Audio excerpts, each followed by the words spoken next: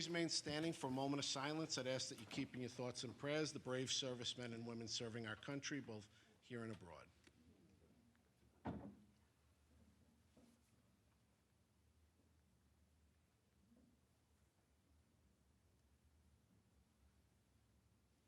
Thank you. Please be seated. Would the clerk call the roll?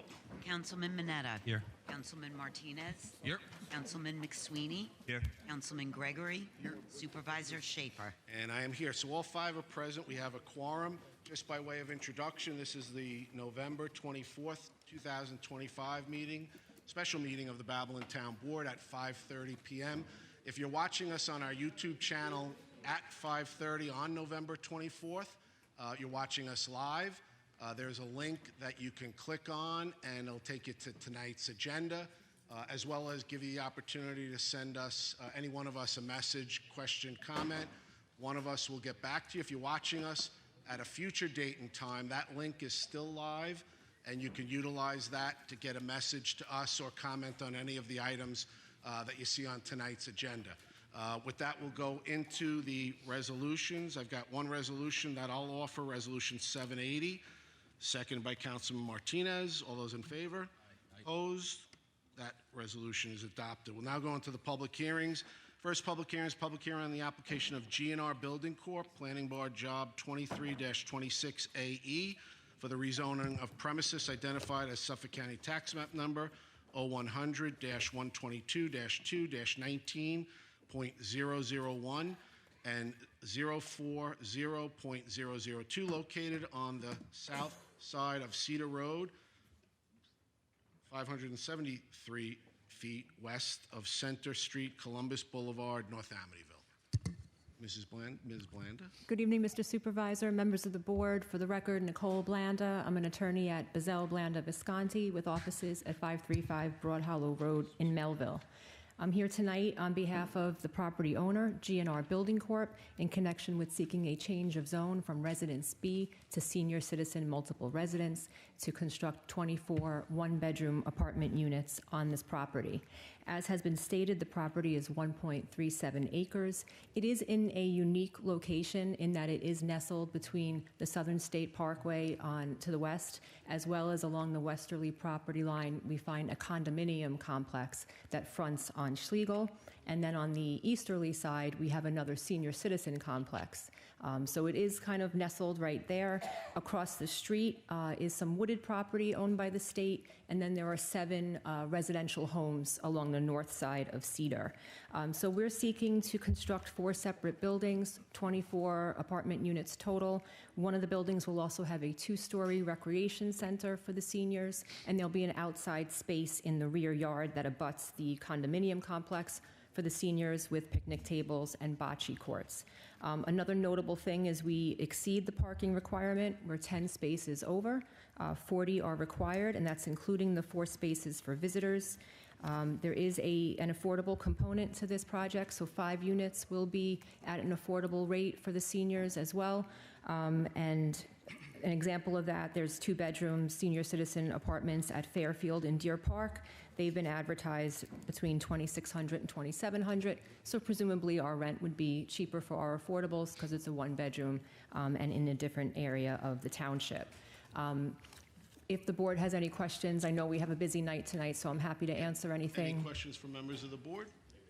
Anyone here that wishes to address the board on this public hearing? Okay, thank you. Thank you. So I'll take a motion to, I'm sorry. Oh. I'm sorry. Hello, that's okay, that's okay. Just state your name and address. Anthony Mealing, 119 Cedar Road. We're actually the second house from the end. They had the last house, we're the second house. Okay. So we see everything that goes on. Okay. So 110-seater, they want to build at 120-seater. At 110-seater, where they have the senior complex right there, there's one way in and one way out. I kind of feel bad for them because they're seniors. So these emergency ambulances and fire trucks that have to get in there, they have to back the same way out, right? The one way in, one way out. The same thing for the new complex, I believe. Is there one way in, one way out on the new complex? Yes, there is. Same problem, same dead end, same problem. God forbid if they have two emergencies at the same time. It's not good. Also at the end, there's there's some things at the end of the dead end that has to get resolved too. For example, there's prostitution, there's drugs. There are people coming down there that's not even from the community. They hang out down there, and we have to just watch it. We just have to watch it. The people that lived at 120 before used the whole thing as a driveway. The end of the dead end, since they're the only house down there, it was a personal driveway. Music, cars. Not all the time, but it was enough to say, this is, once you live in a community and you first go, you want to understand the community. They just made it their own place, and it was, hell for about 2 years, and no one did nothing about it. So now that you've let us know, what I need you to do is see Greg in the back, fill out the card that'll allow you to put your phone number and your email address, and then I'll get in touch with you with the Suffolk County Police First Precinct. We'll ask them to meet with you there to That'd be great. actually. scope out what's going All on. right, but there are other issues though, but I'm keeping it brief and short. Yeah, But that's there's okay, other but we can issues. talk further about those issues. Awesome, thank you. Okay, thank you. Just see Greg in the back. Okay, anyone else wishing to address the board on this public hearing?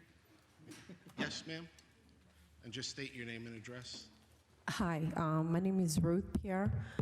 I'm a resident of 119 Cedar Road. That was my husband.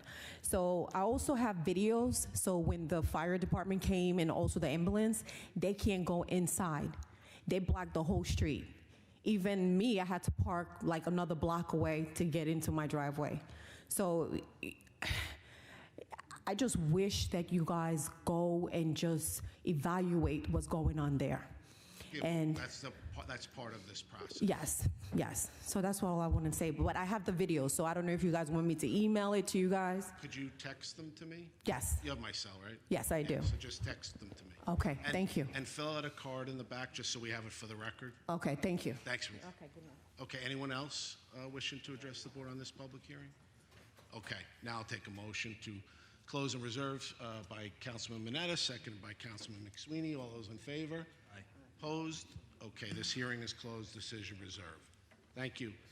Second public hearing, just before I read the public hearing, if you've come in after the start of the meeting, if you wish to address the board on this public hearing, Greg Gaxiola is in the back, and he's got the card, so we ask you to fill out a card, and he'll bring it up for the speakers. When you do come forward, we ask that you speak directly into the microphone so that we pick it up for the recording, and state your name and address at the outset. Then deliver your comments. We ask you to keep your comments to 3 minutes. We're going to time them tonight. And if you have anything further, you can hand it in. If it's written, you can hand it in up to Jen. And again, we ask that you keep your comments to 3 minutes. We're not making any decision on this matter tonight, so we've already done the resolutions for the evening. There are no resolutions scheduled. This is a public hearing designed to allow people to speak and give us input as to the proposed code, what their concerns are, whether they are against or for it, and let us know just so we can have a full record of everybody's comments. So with that, I'll read the public hearings. Public hearing reference to amending the code of the Town of Babylon, Chapter 213, zoning. Article, help me out here, 48. It's in Roman numerals. I forgot them. 48, Planned Industrial Park District. We'll go to the cards. Margaret Hermata.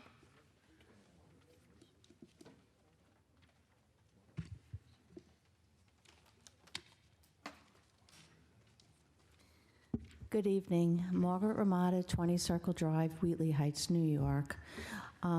You've all heard me before. I'm pretty angry thinking about what you're planning to do to our community. You are decimating our quality of life, not just with air pollution from the cars and the trucks that are going to be there. The noise, taking down all those trees and the bulldozers, the vibrations. We won't be able to sit on our deck and enjoy our little piece of plot of land that we've worked so hard for over these many years. You are decimating the community. And I'm angry that we have come this far. I hope that you all have been to the site.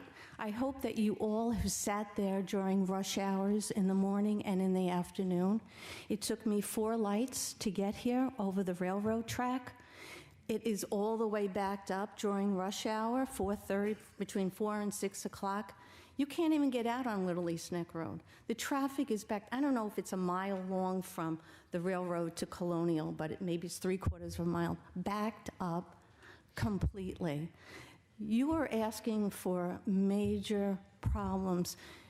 You know, people, when you go over railroad tracks, people don't pay attention. They go over, they get stuck on the tracks, people, because they want to blow the light. They want to get first over. You are causing a death warrant. I swear it's going to be very dangerous. I don't know how you could have 2,000 cars coming in the morning and leaving in the afternoon. As you know, Little East Neck Road is a thoroughfare going north and south, south and north during the rush hour traffic. And then you're going to have tractor trailers and trucks turning south on Little East Neck Road with all that traffic backed up. This is an insane project, and I'm sorry to speak like that, but I am really angry that we have come this far. This is a terrible, terrible plan. I mean, I hope you all come and look at what we're talking about, and if you don't, shame on you. Because this is our community. We love our community. It's a diverse minority community. We have so many different religions and cultures, and we pride ourselves in that. And I hope that you rethink this project. It's not appropriate for where you want to put it, and you know what? You know that. You all know that it's not appropriate. So please listen to the people that live there, and thank you. Thank you. Alan Kennemer, and after Alan is going to be Gwen Batchelor. Good evening, Mr. Supervisor, Town Board. Alan Kennemer, 500 Sunrise Highway, Amityville. I'm in favor of this zone change. By doing a planned development like this, you're going to have better control of it. It's not going to look like a patchwork quilt of a small business here, one here, one here. It's going to be consistent. It's going to have a great design. It's going to bring in job opportunities. It's going to bring in funds for the town. It's going to bring in funds for the schools. And it's just going to be a great thing that we need in this area. We recently bought a warehouse over in Amityville. We could not find a good rental warehouse that we needed. So this will bring opportunities for a lot of the other businesses in the area. Thank you. Thank you. Gwen Batchelor, and then after Gwen is Kevin Key.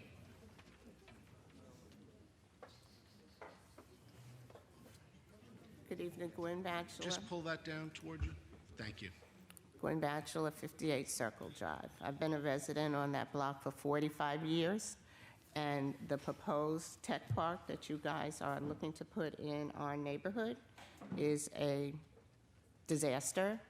It will have irreparable harm to our neighborhood, to our community, to the lifestyle, to our piece of the American dream, okay? You are looking at ruining it for all of us that are going to be affected.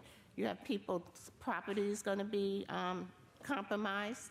There are so many negative things going on. Have you even done a comparative pros and cons and weighed out the things that are on the good and the bad? Yes, there are some good things that would happen as a result of this, but there are many more negative things that are going to happen to the result of this. And ask each one of you, ask yourselves, would you want that in your yard? Thank you. Thank you.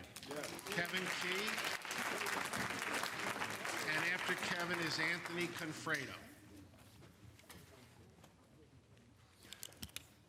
Good evening. So last Wednesday, I needed to cross the tracks to pick up my daughter. How long did it take? I'm going to tell you. I was the first car. I was on North 18th Street heading south to cross Kevin, just state your address. Oh, I'm sorry, 172 Conklin Avenue, Wheatley Heights, Kevin Key. So I was heading south on North 18th to cross the tracks. I was the first car when the gates went down. That was at 6:16. I watched buildup of cars from the left and from the right, I think that's Merritt Avenue. And I watched 2 ambulances get stuck at the tracks also. One ambulance, I guess the gates went up, so one ambulance made it through. Only thing that went through. All the other gates came back down. We all were stuck there again. The other ambulance was still stuck there.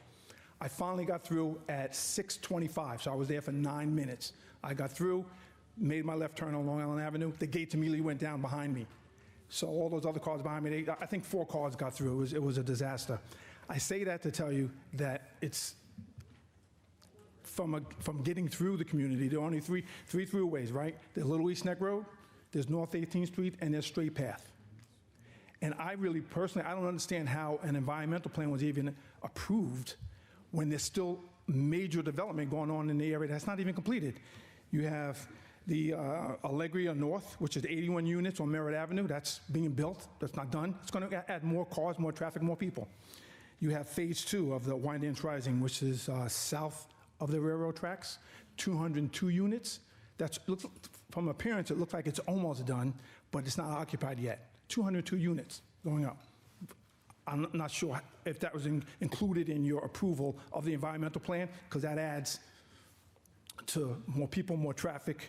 It gets a little more hectic. Plus, you have Health and Wellness Center. The wellness center that's there now, I understand, is going to be moved with another YMCA going to be built, which is going to be north of the tracks, is the way I understand it.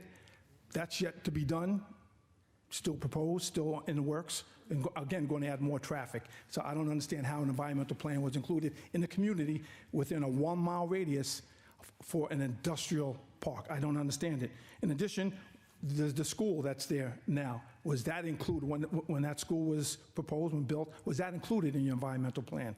And finally, Anthony Mineta, he talked about recently in Newsday about all the townhouses that are going to go up. So again, you're talking about more development, more people, more cars, more traffic. Coming through those 3 fairways, people, cars, all going to impact primarily, really realistically, primarily people north of the tracks, because that's where all that comes from. So again, I ask you, how did the environmental plan get approved? And Thanks, Kev. I'm almost done. When does it be considered to be overdevelopment? Everything happening in Wyandanch in the village is positive. I'm not knocking that, but when it expands too much and starts encroaching on the residents, it's considered overdevelopment. Thank you for your time. Hopefully you consider the things I discussed. Anthony Confredo. And after Anthony will be Ruthie Sheck. Good evening, Mr. Supervisor and Councilman. I want to thank you for your time and support that you show for the community. My name is Anthony Confredo. I'm with Maggio Environmental / Great Northern Fibers. We're a business here in the town of Babylon. We do a lot of work with each other, and it's appreciated. We also offer a lot of jobs here.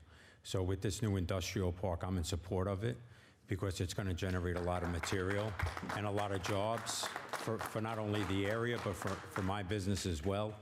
All of the material that's going to be generated on a project is going to be recycled at my C&D recycling facility, and it's going to help pay tax pay and money.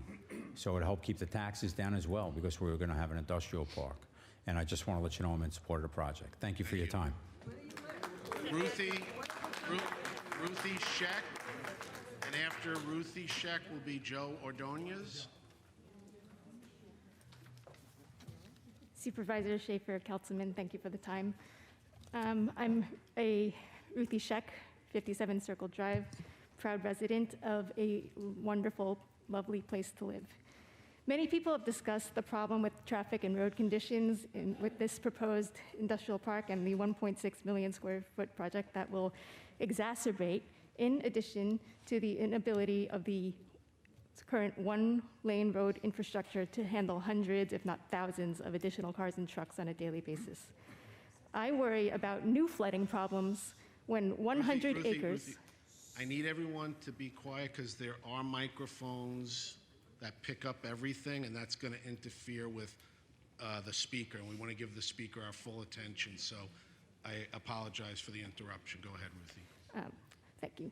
I worry about the new flooding problems when 100 acres of forest and brush and vegetation are cleared and replaced with concrete that cannot absorb the rainwater.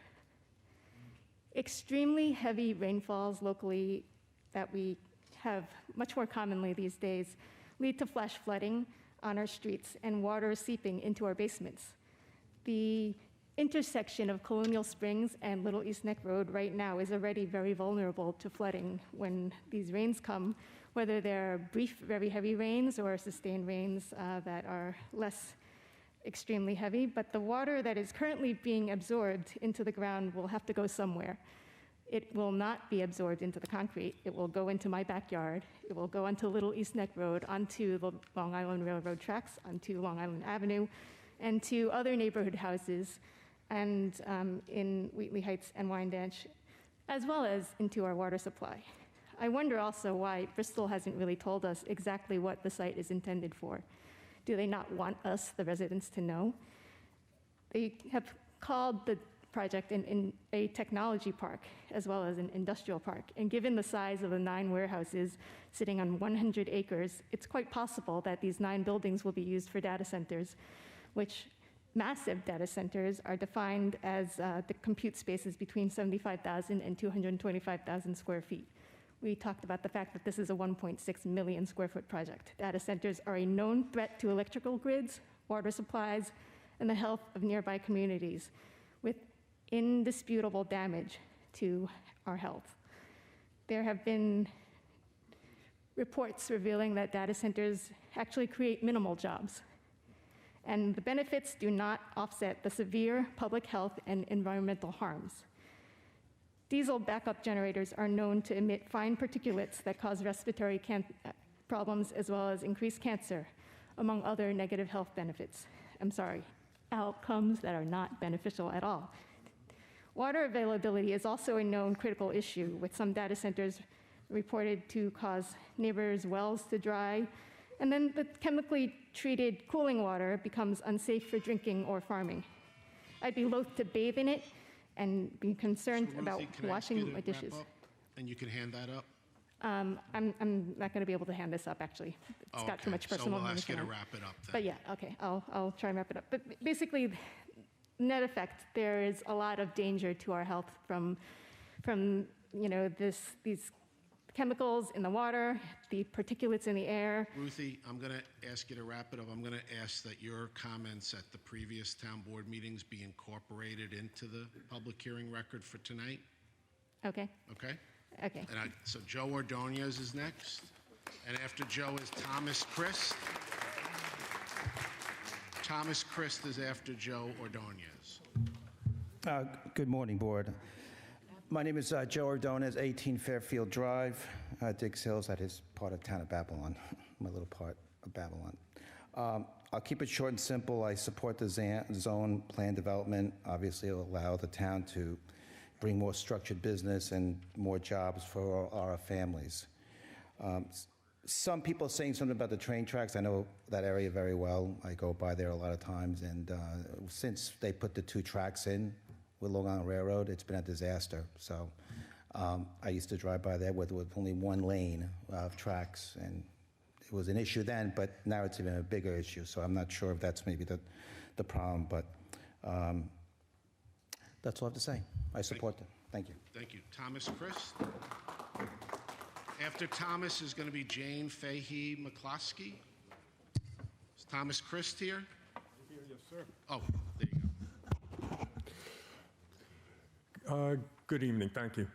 On a cold, snowy Veterans Day, Just state your name and address. Oh, I'm sorry. Thomas Christ, 430 South Service Road, Melville, New York. On a cold, snowy Veterans Day, Councilman Gregory and myself joined about 30 others at what looked like a vacant lot to pay tribute to 4 Civil War veterans who had been buried in unmarked graves for over 100 years. A closer look around the area revealed a few scattered grave markers, but they don't begin to represent the 375 people and an unknown number of other veterans buried in a section that is now called Green Lawn East, part of Pineland Memorial Park and Arboretum.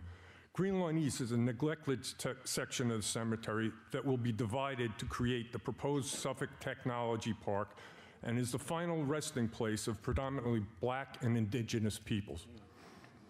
This area is only occasionally mown, and even then, only mowed around the existing graves, leaving wide swaths of untrimmed grass and weeds. There's no irrigation, no paved paths, no signage, and trees are not trimmed. When first asked, we were told that there were no plans for this section during the development and it would remain untouched. Now, after community members' questions, the development proposal states irrigation and a small parking area will be added at the north end. Parking includes one spot for handicapped people located approximately a quarter mile away from the majority of the burials. These improvements are contingent on the development being approved. I think they got it backwards. The Green Lawn East section of the cemetery, Pine Lawn, has for over 120 years broken its vow to make it as beautiful and as tasteful as possible, as promised by their founder, William H. Locke Jr. in 1902, and is still pledged on their website today. It is time Pine Lawn lived up to its promise for the entire Pine Lawn Memorial Park and Arboretum.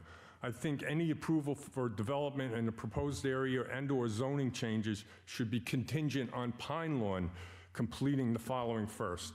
Green Lawn East section of the cemetery should be cleaned up, replanted, and maintained to the same standards as the rest of the beautiful cemetery. Direct road access should be provided from the main part of Pine Lawn Cemetery across Little East Neck Road and into Green Lawn East to avoid the 3.5-mile round-trip from Pine Lawn's main entrance. Easy access should be provided for visitors, including the addition of paved roadways, footpaths, plot markings, and signage within the cemetery. A permanent memorial to those individuals reinterred from the Zion AME Church should be installed in the area of the majority of their graves. And at the request of a family member, Pine Lawn should install a memorial marker for anyone buried in this cemetery, and any burial identified as a U.S. veteran should have the option to be marked with the Department of Veterans Affairs grave marker at cemetery expense. Thank you, Mr. Chris. Those buried in the Green Lawn East section cannot speak for themselves. It is up to us to stand up for them and have them treated with the dignity and respect that they deserve. Thank you. Jane Fahey McCloskey. And after Jane will be Letitia Walker. Hi, good evening. My name is Jane Fahey McCluskey. I live on 20 Clearview Drive, and this is out of my comfort zone, but here I am. And I am a retired teacher. I taught for 37 years in the Farmingdale School District. I'm a second-generation homeowner in Wheatley Heights. Our homes are our sanctuary after a hard day of work, where our families are nurtured emotionally, physically, and spiritually. My diversified community is our extended family. I speak today on behalf of those who have no voice, our wildlife, and future generations of our community. Bristol Park and all industrial developers have to be transparent and accountable to the potential disruptions to the lives of all communities. The quality of our air, water would be compromised. The traffic, noise pollution, and displacement of our wildlife is also detrimental to our community. I vote no to proposed Bristol Industrial Park because health is really wealth. Thank you. Thank you. Letitia Walker. And after Letitia will be Dr. Martra Christopoulos.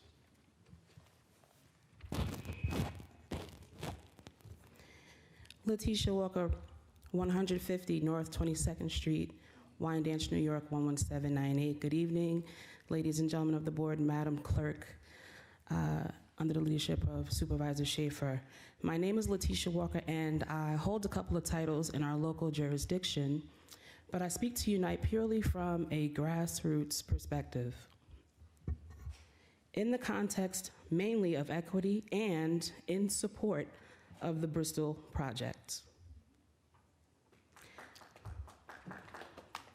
I and others that I represent have consistently supported the Suffolk Technology Center from its inception, birthed circa 2020, And with the leadership of Tracy Edwards, we have all been able to participate in focus groups and discussions around the key phases of the project and watch it take shape.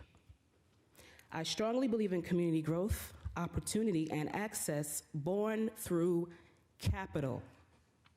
Plainly, in order for Wyandanch to achieve long-term viability and compete and maintain our economic ecosystem, we need solid and smart investments into commercial developments that will strengthen our existing infrastructure, which, by the way, is very underdeveloped by a large scale, very low revenue streams on a large scale.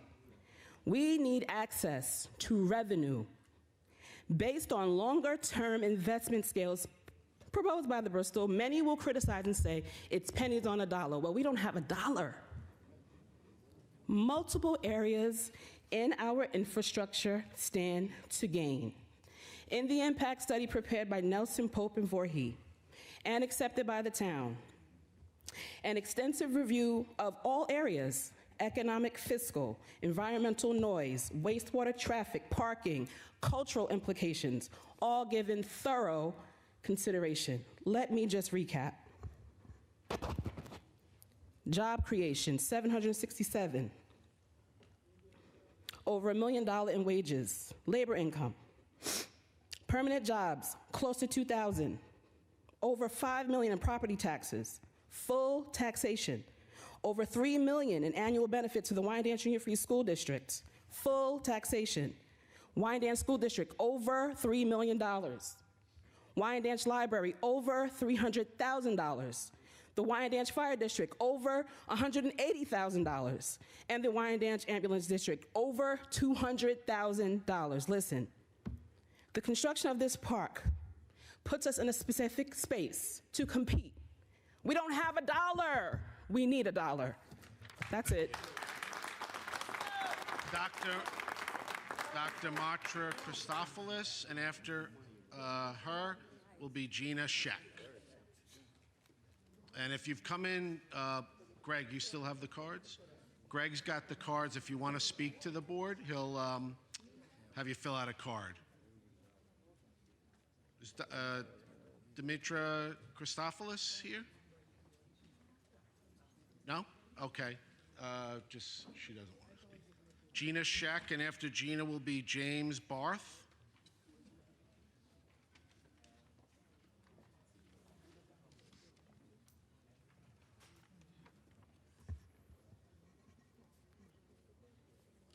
Go ahead. Mr. Shaver and Councilman, good evening. I'm here Just to... state your name and address. Gina Scheck, 57 Circle Drive. I'm here to strongly object to the rezoning for the industrial park. I just first, in response to the job creation, you're talking about that you have to build something so that people can work in there. A lot of us go out to work. We don't only work in our own area. We leave our place to work somewhere else. So maybe you should also look for jobs, not only in your area. You can drive a little bit. And as far as the lady talking about so much job creation, we are talking about one monotonously certain type of jobs, warehouses. I don't workers for warehouses.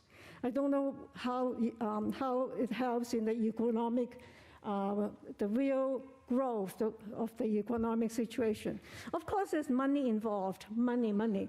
But then the money cannot buy human lives. Money cannot buy, cannot get rid of pollution.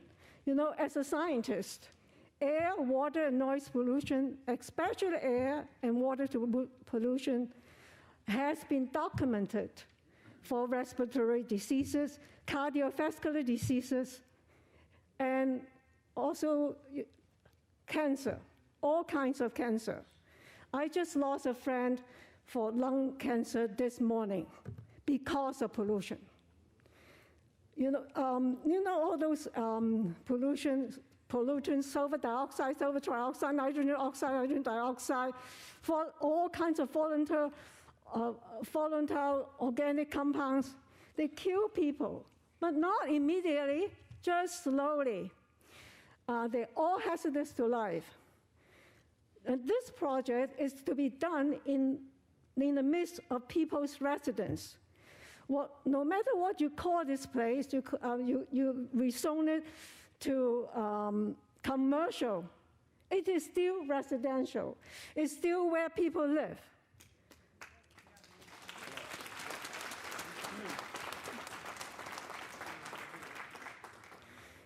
But yet then I'm encouraged by the board's rejection to the Prologis proposal to building one warehouse with 6 acres, not 100 acres like ours.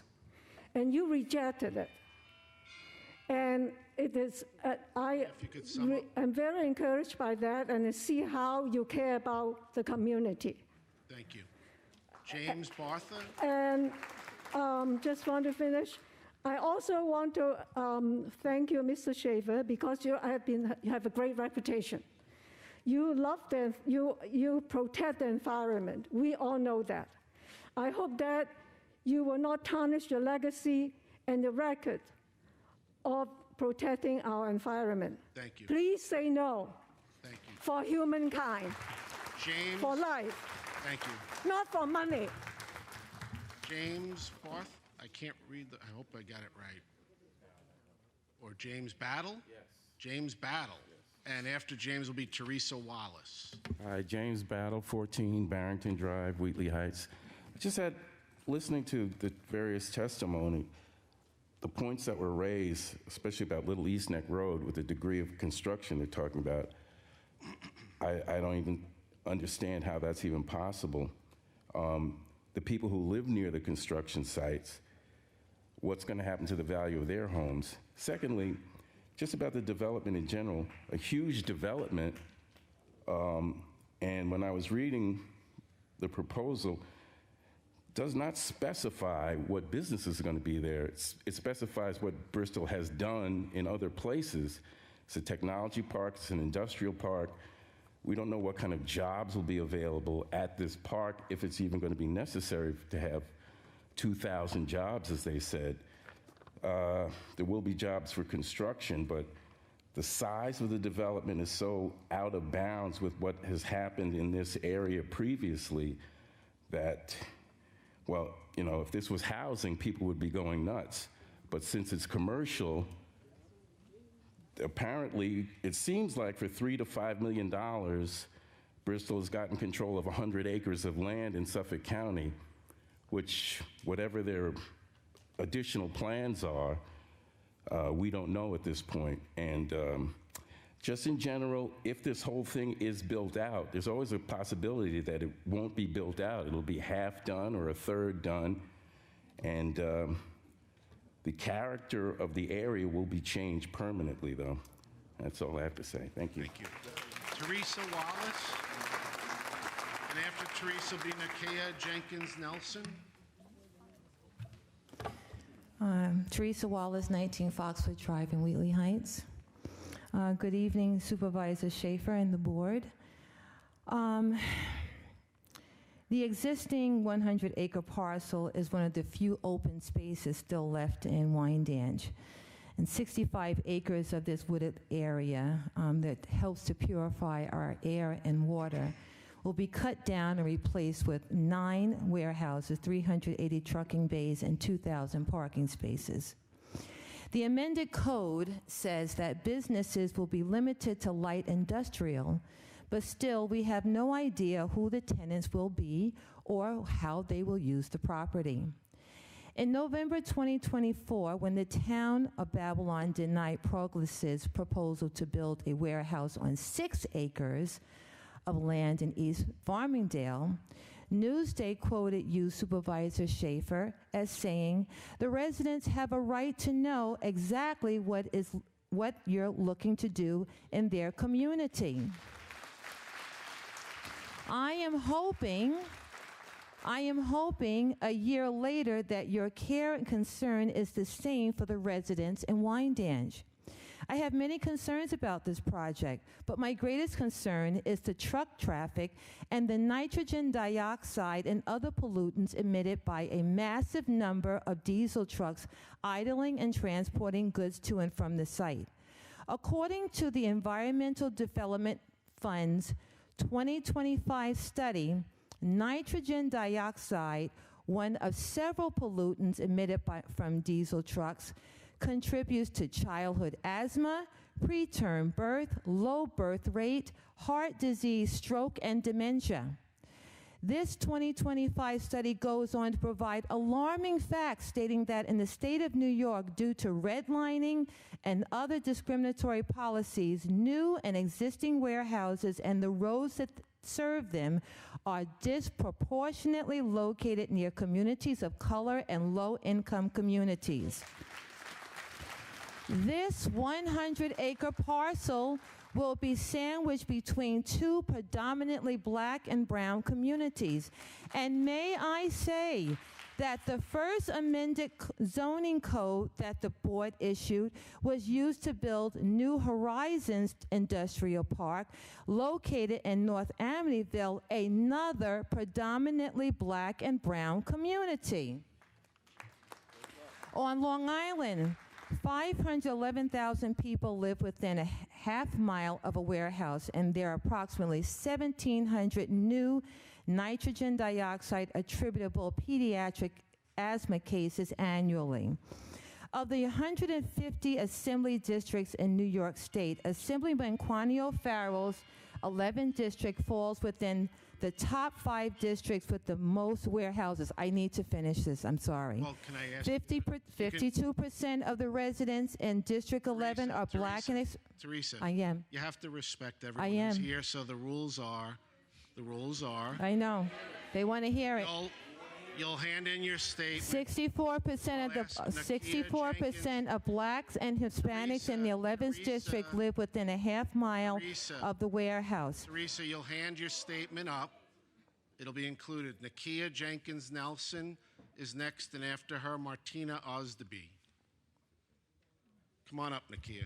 Hand your statement East up. Farmingdale residents were successful in shutting down 6-acre warehouse because they knew and understood the risk of this type of property. I will, no, I can't hand it in, but I thought it was very important to make those we'll points. We'll incorporate all of your Thank you previous so comments much. as well. Thank you. And after her will be Martina Osdeby. Good evening, everyone. Thank you, Supervisor Schaefer and the town board. My name is Nakia Jenkins. I live at 141 North 26th Street. I'm second generation in Wyandanch Wheatley Heights. I'm also the first assistant chief of Wyandanch Wheatley Heights Ambulance Corps. Thank you.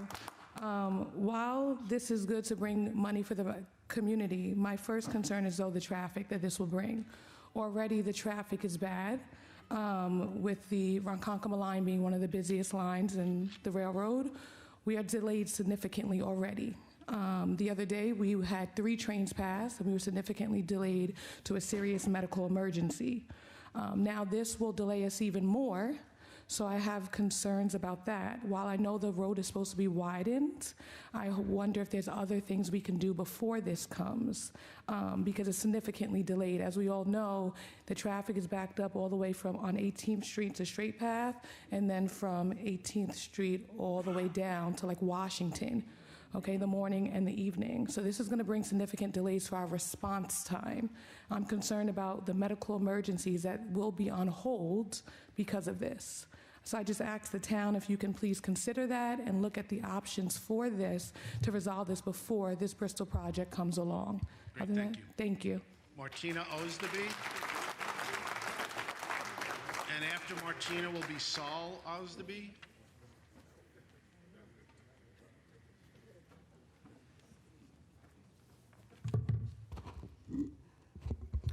Martina Osdeby, 178 Colonial Springs Road.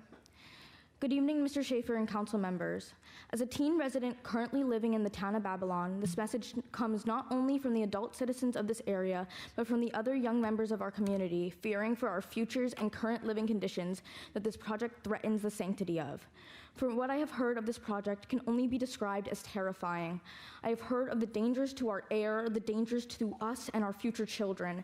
This project threatens our entire way of life. As a full-time student, it should not be my prerogative to worry about the safety of myself, my friends, my family, and the people of my community. It angers me to an extent that is almost impossible to put into words. Reject this project. Do not approve of this industrial park. Thank you. Saul Osdeby. And after Saul will be Love Foy.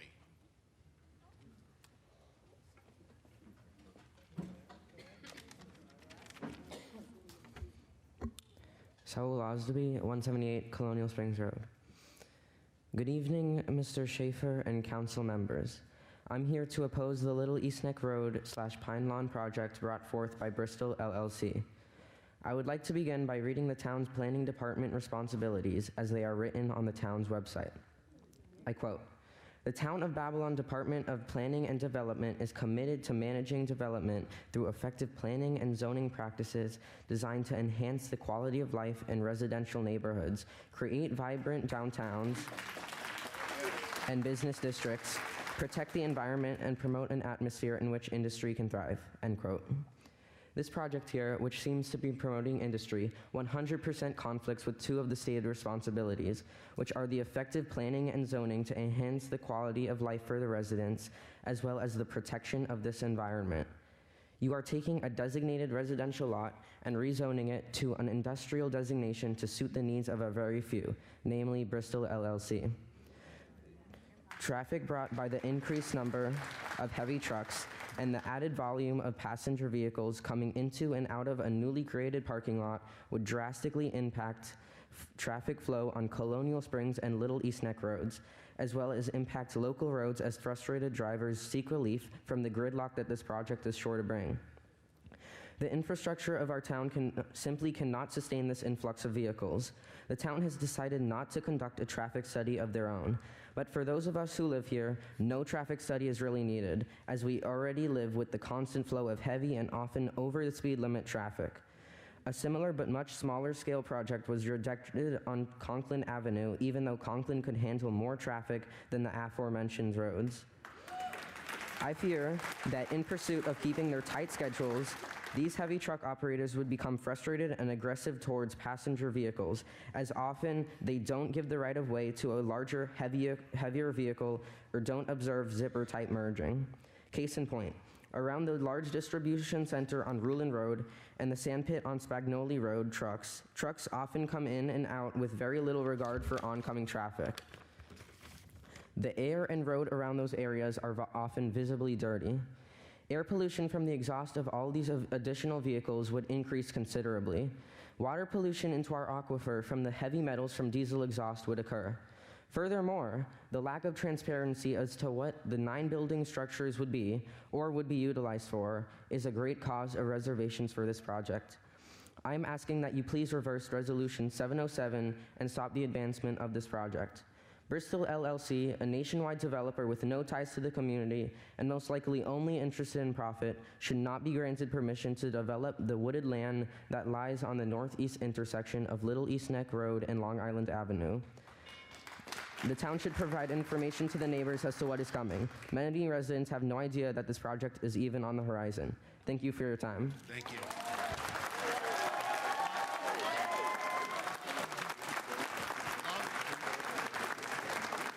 Love Foy, and after Love Foy will be Robert Lutz.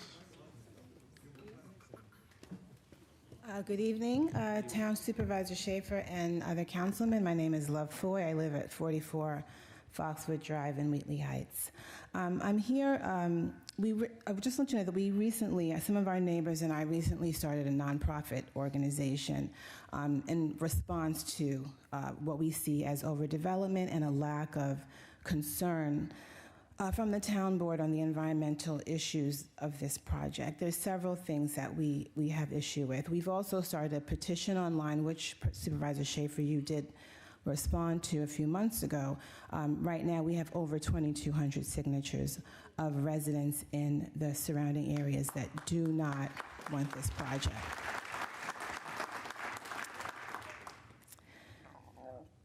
As I mentioned in my last time here, we feel that this project is very similar to other urban renewal projects that have happened across New York State, where companies come in with promises, they dangle a little carrot in front of people who have need, as some of our neighbors do, and they make all these promises. They come in, they build up, they destroy the land, and then they leave, and then half the promises never get resolved. I would urge our neighbors in Wyandanch to really think about the carrots that have been dangled in front of them, and if they really think that those carrots are going to be fulfilled. Promises that often are unkept. I do believe that it is important to provide the services that are needed. I do believe that there's other ways to do that. Whether you build it in an area that's already industrial, so that it's limited, issue here in a residential area, or maybe you put something else there, as we have proposed Freedom Park, which you'll hear about when we reach out to the town board and to Pine Lawn, because we have better ideas, we think, for that land, as opposed to putting these 9 industrial buildings there. The other comment that I'd like to make is about the SECRA study, because we feel that the SECRA study it violated some issues with environmental justice areas. So when it was initially started, you guys met with the Wyandanch School Board, you met with the Wyandanch Library, and several civic associations in Wyandanch.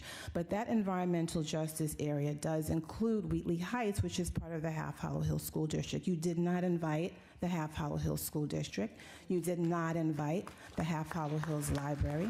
You invited one civic association from Wheatley Heights, and that was it. So you left out an entire part of the environmental justice area. It was a violation, and the secret never should have been passed.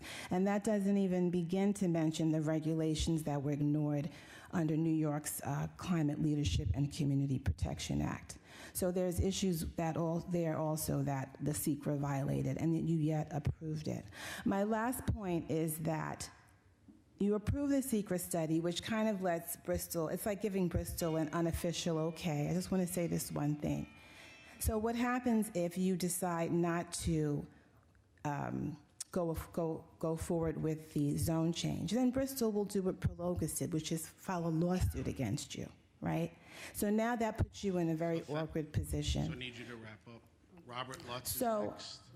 if that does happen, then that means that more than likely, if they sue you, which they probably will if you don't pass this zone change, that all of the carrots that were dangled will be gone. So at the end of the day, this doesn't benefit anyone. And we really think that you should reconsider. Robert Thank Lutz, you. and then Karen Turk. After Robert Lutz will be Karen Turk. Good evening, Robert Lutz, 122 Ridge Road. Supervisor Shaver, board members. Okay, I've been up here many times. We've spoken privately even on this. Okay, obviously, no is the biggest statement that I can make. All right, traffic. We've discussed it over and over and over again. Light pollution. We discussed that. Yet in this proposal, it states that they're allowed to have illuminated signs inside of an industrial park on 9 buildings. Why? Okay. Sound pollution, we know that's bad. Air pollution, we know that's bad. Water pollution, we know it's bad. I mean, technology park, only 5,000 square feet can be office based on this statement. So very minimal space, all warehouse, complete warehouse. That's all you're talking about, okay? As per, again, we were not invited to the table from the beginning. If this started in 2020, we were brought in, I think, 2023, way afterwards, okay? As per industrial parks, Wyandanch has had their industrial parks. They've lost a handful of them, okay? Long Island Avenue used to have quite a few industrial buildings. Gone, goodbye, okay? They have Merritt and Wyandanch Avenue. There's an industrial park over there. Straight Path by Patton, there's an industrial park over there. They've had industrial parks. There was another one over by where the railboat is on Straight Path. Okay? Again, that one's gone. So while they complain that they need money, they've chased all their developments out, okay? This is not good for our environment. It's terrible. I can't say it enough. We've gone with this development should never happen. Thank you. Karen Turk, and then after Karen will be Dr. Ron Wells. Karen Turk, and then Dr. Ron Wells.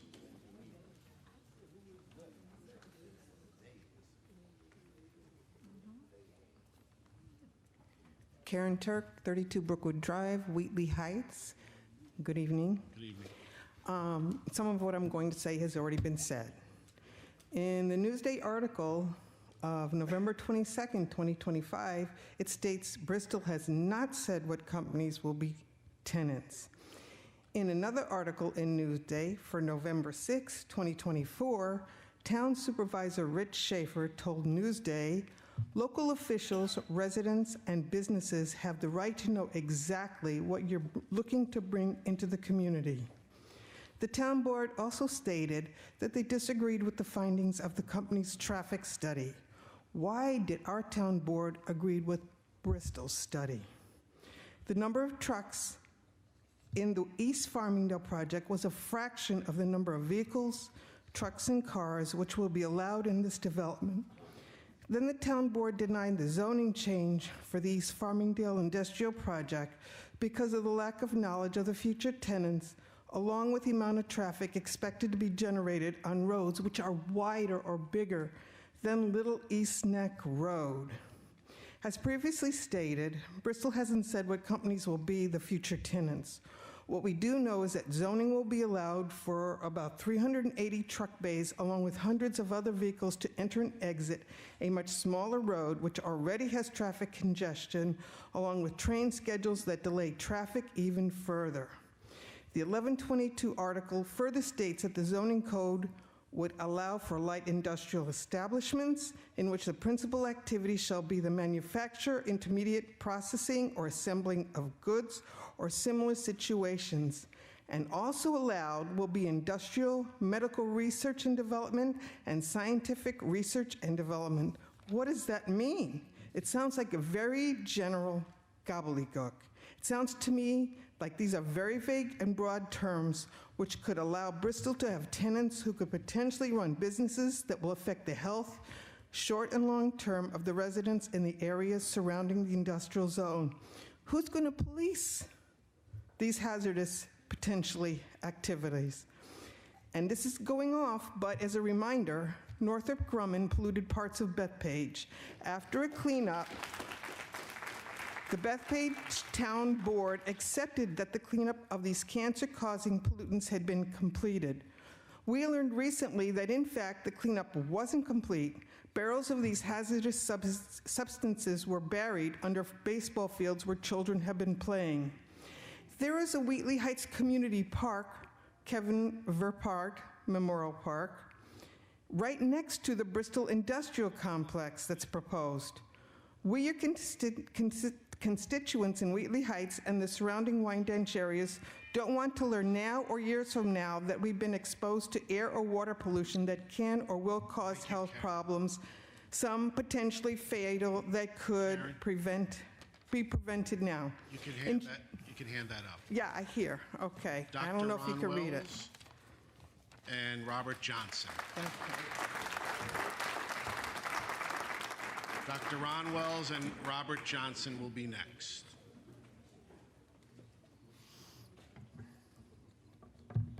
Ron Wells, 50 Ridge Road, Wheatley Heights, New York. I rise tonight to speak for those who cannot speak for themselves. The countless indigenous First Nation people who rest in unmarked graves, as well as the deceased members of the Bridge Street AME Church in Brooklyn, New York, and the 4 Black Civil War veterans who were once buried in the Union Cemetery in Brooklyn. Many of these individuals have been laid to rest in Green Lawn Cemetery since as early as 1903. Why did I stumble upon their graves in 2019. There's something wrong about desecrating and discriminating against people. So I urge you, on behalf of the people that we don't even know that are buried there, to say no to this project. When will they finally be able to rest in peace? When will they finally be honored for their patriotism? I urge you to show them honor now. No, because they deserve better. Shame on us for allowing this to continue. Instead of perpetrating this disrespect, let us honor and respect them by doing the right thing. To know better is to do better. Thank you. Thank you. Robert Johnson. And after Robert will be Anna Lutz. Good evening, everyone. My name is Robert Johnson. My address is 20 North 11th Street in Wyandanch. First of all, some of us, we share a zip code, and we don't share the same interests. They don't have the problems that we have. They don't have the financial crutch that we have, that we've had for years. So, this reminds me also of the Albanese project, where a lot of these people that are up here talking agreed upon, where that carrot was dingling too, and we didn't get anything, And then they talk about the poor air quality. Right on the other side of us in Wyandanch, we have the town dump, where the burning of the garbage cloud is over our town constantly, So it seems like you got to understand, I got kids. I got 3 children in the school district. My Wyandanch is starving. We need help. And if this is going to help us and give us some stability in our community, I don't understand why people don't even think about that part. Like I said, y'all only share our zip code. Y'all really don't even want to be Wyandanch. That's why y'all are called Wheatley Heights. So y'all don't share our interests. Y'all don't share our problems at all. We're going to give everyone, you can give this speaker at your all, attention, please. At all. I also do a lot of community work. I'm outside, trunk or treats, all type of events. I don't never see any of these people. I don't see some of these people in our local markets even patronizing our businesses. They just ride by, and they their views are based upon riding by in their cars. That's it. Like I'm on the ground. I am in the trenches. When you guys talk about the guys standing out in the street, when I talk to them and I say, hey, how can I get you off these streets? You know what they say? We just need an opportunity. We will get off these streets. And if this will create an opportunity to help clean Wyandanch up, I'm all for it. Thank you very much for your time. Anna Lutz. After Anna will be Andrew Giacovino. Please give your attention to the speaker. Anna, go ahead. Good evening. My name is Anna Lutz. I live on Ridge Road in Wheatley Heights. I do not want the zoning changed for the industrial park in our residential community. That is over 380 truck bays. That's 100 acres that you would be destroying, which provides water and animals that can live there. I have lived in our neighborhood for 40 years. We have a great family community. Children playing outside, riding bikes, playing basketball, and going to the park. Cars and trucks cut through our neighborhood to reach the strip of stores on Colonial Springs Road all the time. They do not stop at stop signs. They don't slow down for our children near the street. This will only get more dangerous if an industrial park is allowed on Little East Neck Road. Too dangerous for tax-paying families. I fear for the safety of our community's children. There will be noise pollution, sound pollution, and air pollution. The town refuses to do a traffic study on these roads. Why? They said there would be no impact on our roads. They used a study from the builder that shows us what matters. Please do a traffic study for us. All the extra vehicles that will be added to our roads after this park goes in. What happens when we need an emergency assistance? How many people's lives will be impacted? Over 2,000 cars daily, over 300 trucks daily. At night, the light pollution coming out of the new Deer Park Industrial Park and the Amazon facility in Melville is astounding. When driving past these, the lights are so bright, the glare feels like headlights in our eyes while driving down these roads. This would be detrimental to our neighborhood and our roads around us if this industrial park comes in. Our roads are residential, not commercial. The trains from the railroad crossing back up cars constantly. Many drivers drive on the wrong side of the road to cut off the cars in front of them. It took me over 20 minutes to get down that little area to get here tonight.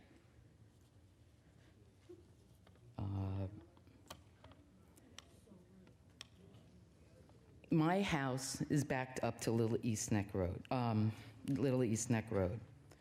The sound in my backyard is so loud from cars and trucks, many times we cannot sit on our deck.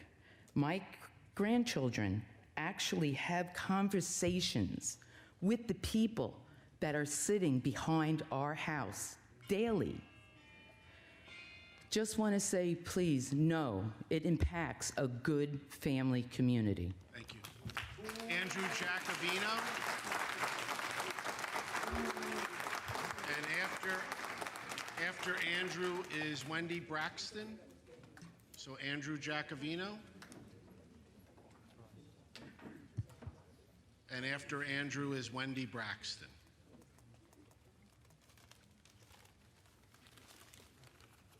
Okay. Hello, good evening. My name is Andrew Giacovino. Address is 23 Sherbrooke in West Babylon. I wanted to speak in opposal of the zoning change.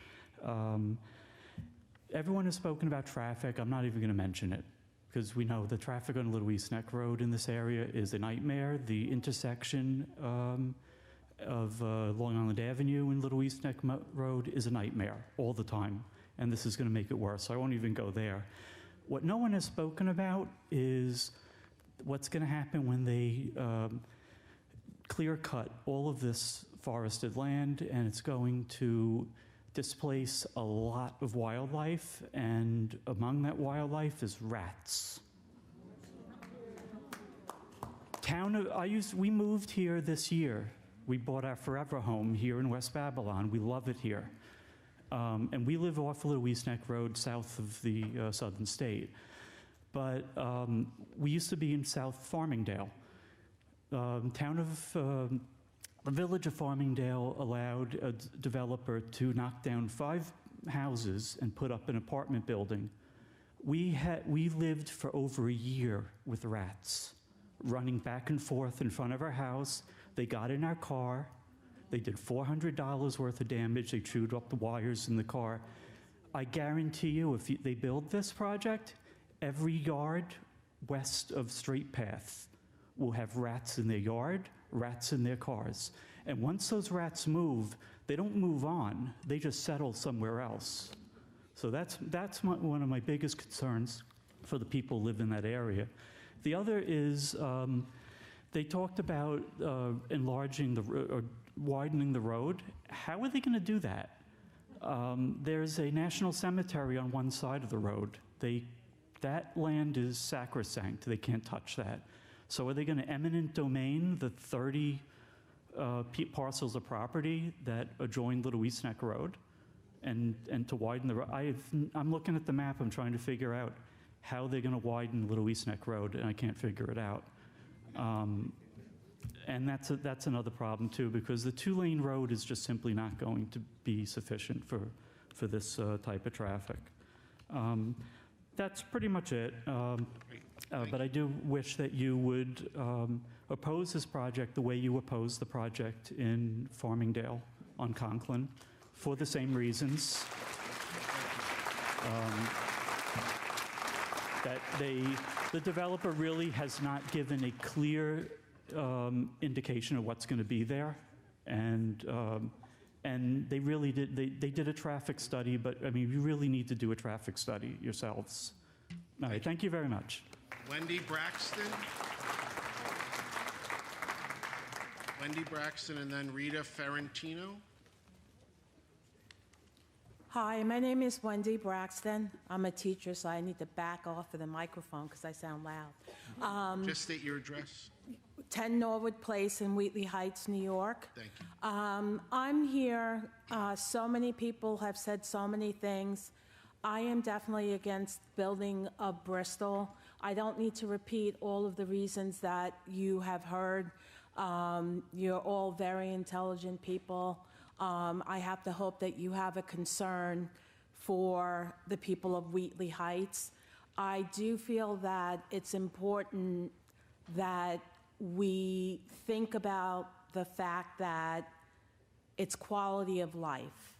And those of us who have been here, Wheatley Heights, and I feel like very much we're being pitted against Wyandanch at this point. But Wheatley Heights, it's like a gem. And I would like for my children's children to be able to grow up in a place like my kids did. It was one of those rare communities where they would leave in the morning and I wouldn't see them again until lunch. And I didn't have to worry about them. We have the best of both worlds. We have a good school district. We have a neighborhood where people work very hard to maintain what we have. So all I can say to you is for all of the people who spoke tonight on behalf of not having Bristol built, it seems to me like there's something that we can build there, but does it have to be this?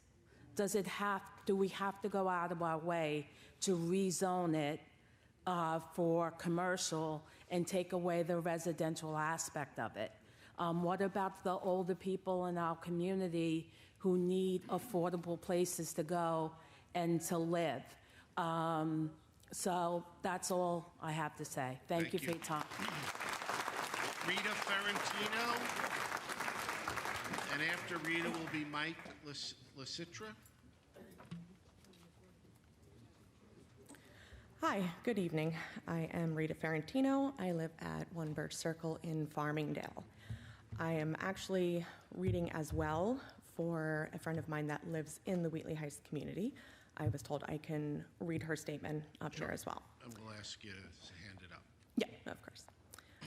She actually lives at 207 Ridge Road in Wheatley Heights. So she is part of this community. What's her name? Kalina Alves. She said, as a former truck driver for cross-county trucking companies, I have many concerns regarding the trucking access to the many proposed bays in this new industrial park. This added traffic to this one-lane roadway will be devastating to the already overcrowded traffic pattern for the area.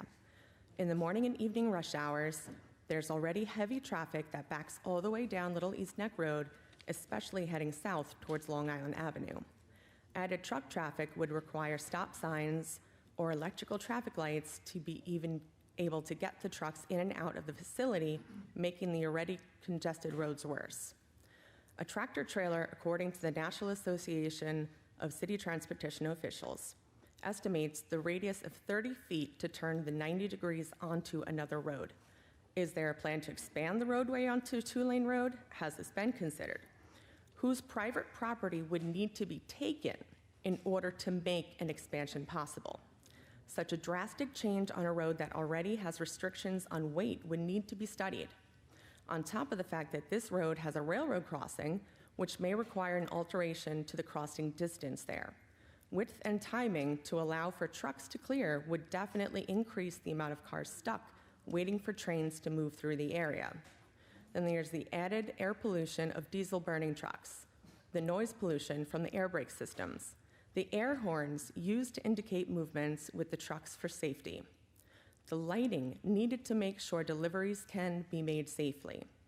All things involved with truck traffic that cannot be understated in this proposed facility, which boasts about having around 300 bays. The additive locations on property for at least 2 rideshare locations will also bring additional noise, lights, and traffic to the area. I am very aware that this is being considered a boom to the economy for this community, but it is inappropriate for this neighborhood with its limited access points. This location just isn't right for this kind of facility.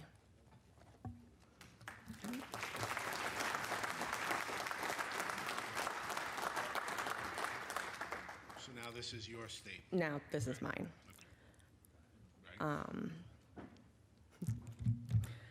So during the last meeting, I was actually one to bring up the East Farmingdale Prologis project that was unanimously rejected. As everyone has said, traffic study. It was rejected through the town of Babylon in East Farmingdale due to traffic concerns. Obviously, this area is the same in the fact that there is no room. There is no room for more trucks, more cars, more traffic.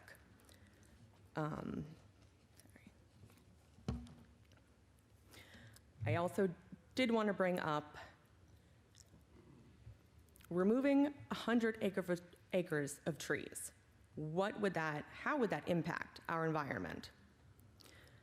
Removing 100 acres of trees in a residential area would cause significant environmental and community effect, including a decrease in air quality, increased stormwater runoff, and potential for flooding and loss of wildlife habitat. It would also intensify the urban heat island effect, which means hotter temperatures and higher cooling costs for residents. The removal would lead to soil erosion, harm local biodiversity, and negatively affect the aesthetic and property value of the neighborhood. Environmental and ecological impacts.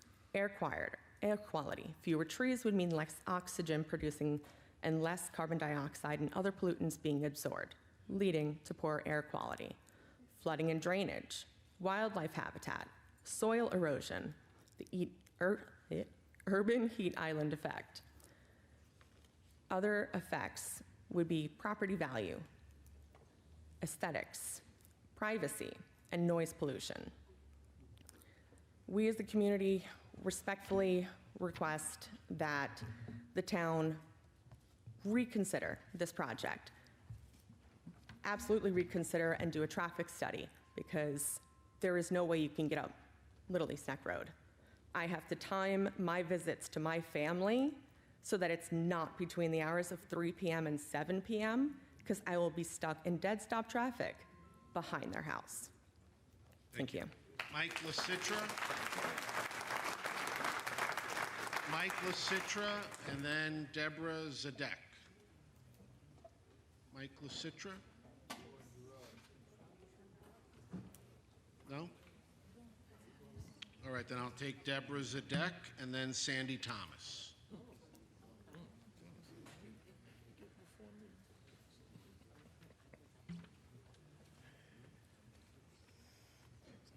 Hi, my name is Deborah Zedek, 502 10th Street, West Babylon, New York.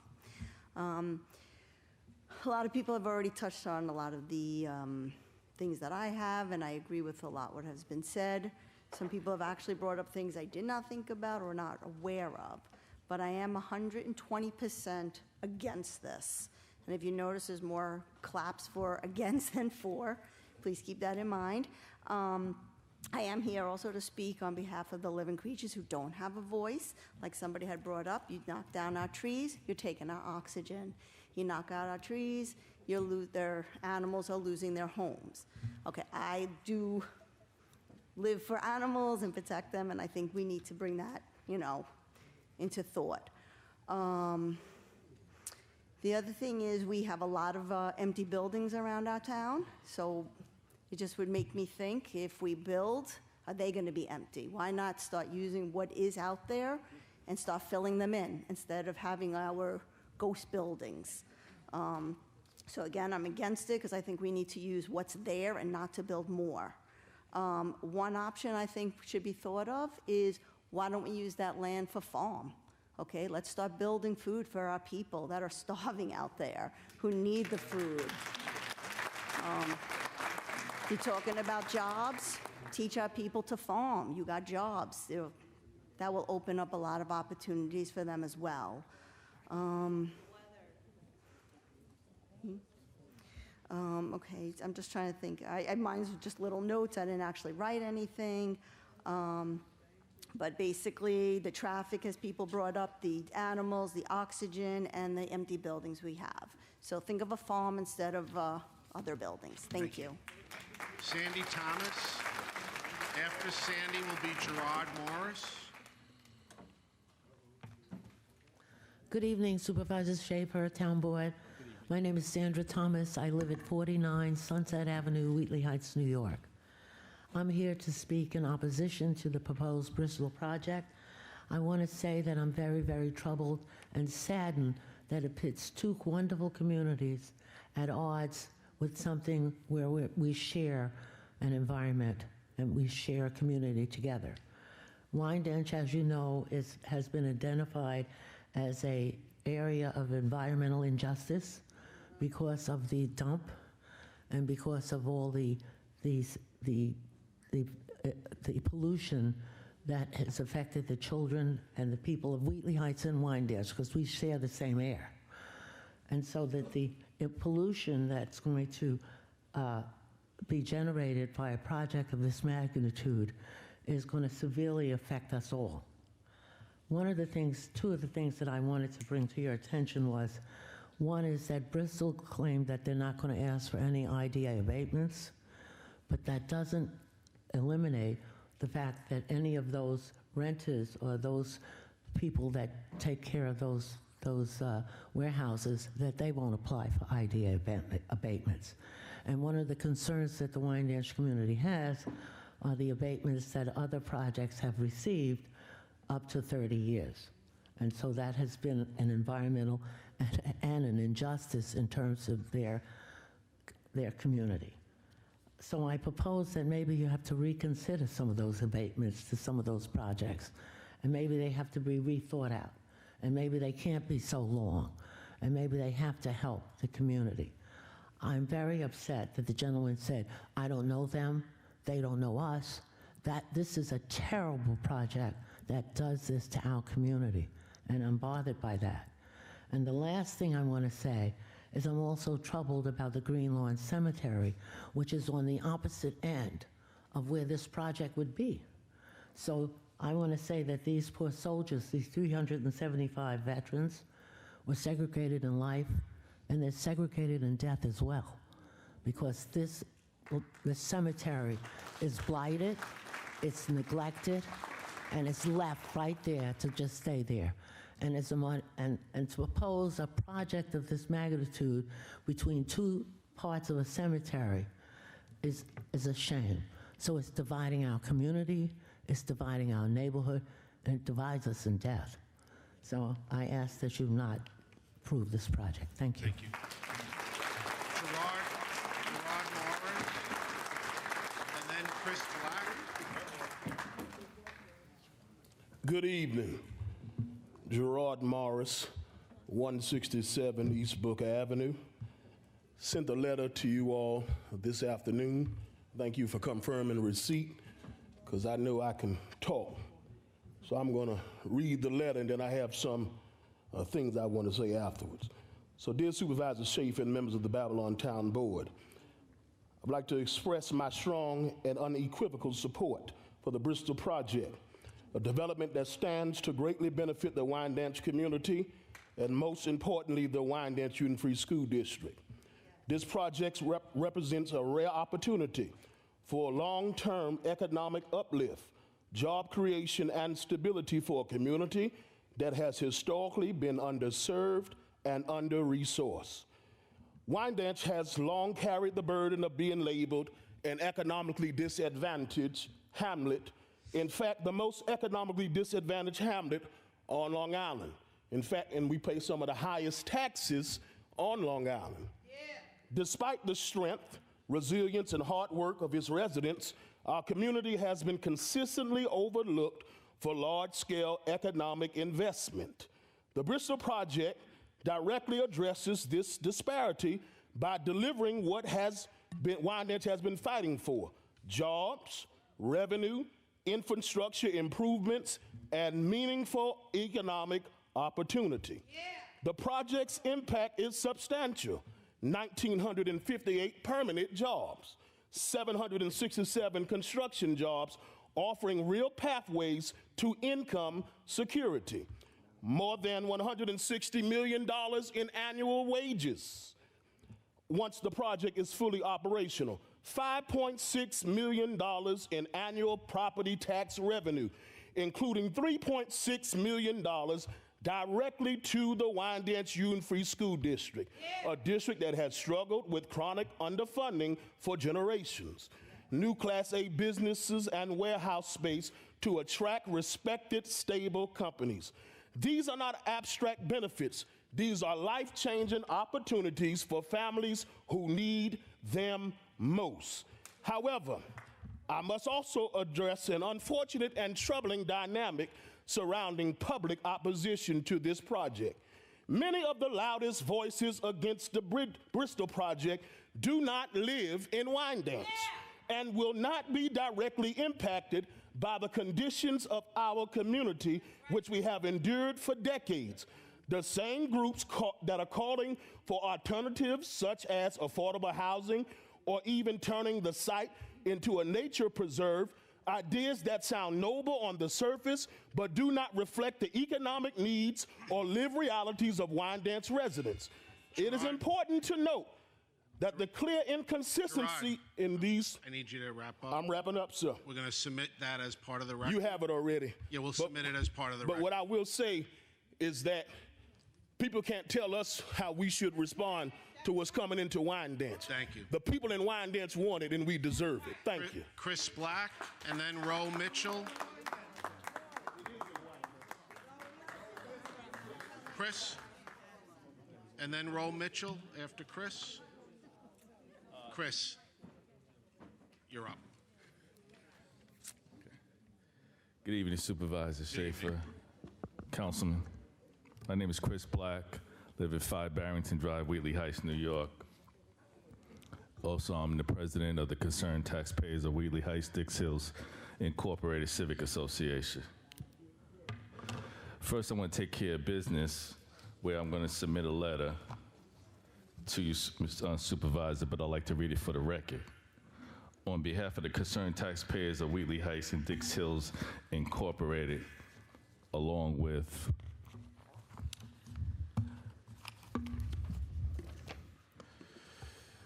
the Historical Conservation Society of Wheatley Heights and Wyandanch, we are formally requesting that the town of Babylon initiate and provide a comprehensive archaeological study of the historic African American burial site located on North 28th Street in Wyandanch, New York. This area holds significant cultural, historical, and essential values to our community. In order to preserve the property, recognize its importance, it's essential that the full professional archaeological assessment be conducted by the town. Such a study would help us both to verify the extent of the burial grounds, ensuring proper identification, and guide appropriate preservation measurements. We respectfully ask for the town to support the undertaking of the study and remain informed throughout the process. Thank you for your attention and the importance of the Wyandanch and Wheatley Heights area. Respectfully, Chris Black, President, Ms. Love Foy, Historical Conservation Society of Wheatley Heights and Wyandanch President. I'd like to forward that to you. Thank you.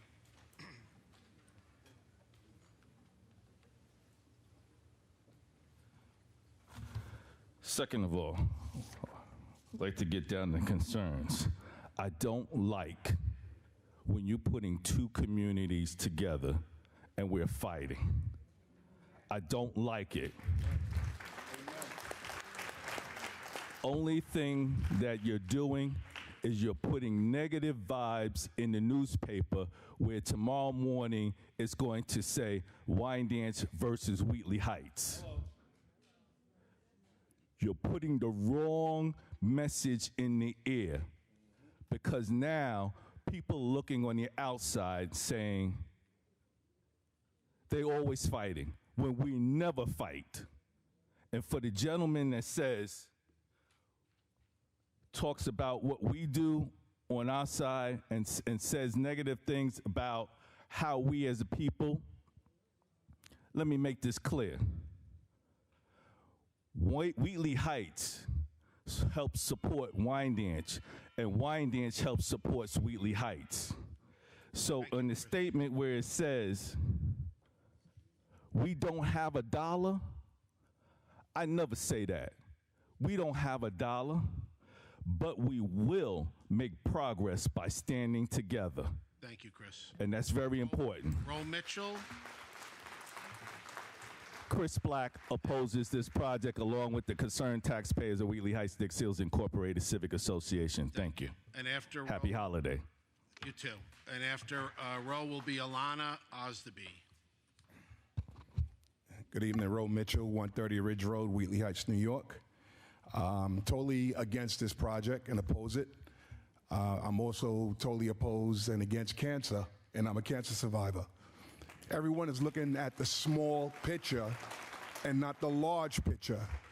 We allow these big companies to come into our communities and disrupt our communities in a negative way when it comes to our health. And then we wonder years down the road where this cancer came from.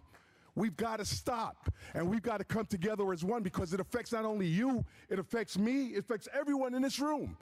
These companies who are talking about bringing in jobs, where were they years ago when we needed jobs? Don't wait for this project now to bring jobs. Also, we're not going to be the supervisors and the managers. Wake up. We're going to be the cleaners. We're going to be the ones taking out the garbage. Let's keep it real. This is not for our benefit. It's not for our benefit as a whole at all, as a community. Ro, I need you. It affects us all. So let's stay together and let's fight together and let's come to a resolution together. Thank you. Albany East gave nobody jobs and promised them down the line. Where the jobs at? And that's in Wyandanch. Alana Osdeby. And after Alana will be Susan Thompson.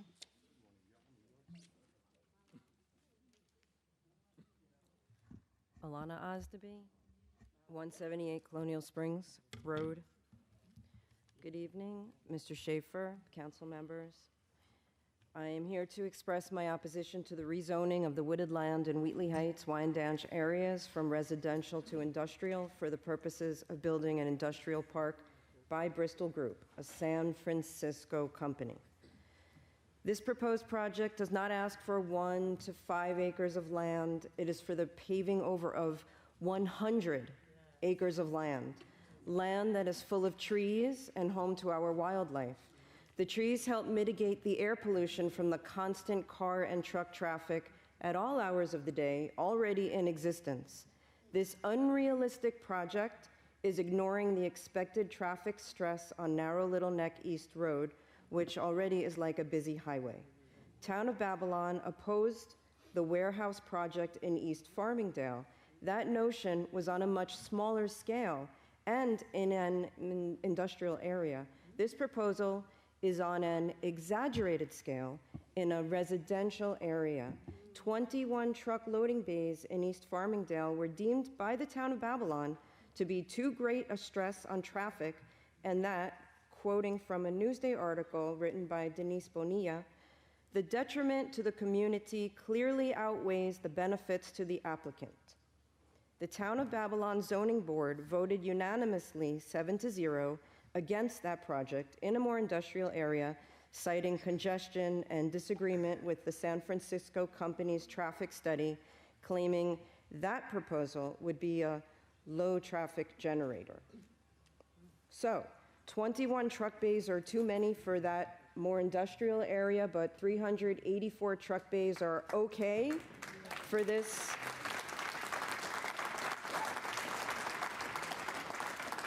residential area, in addition to close to 2,000 parking spots.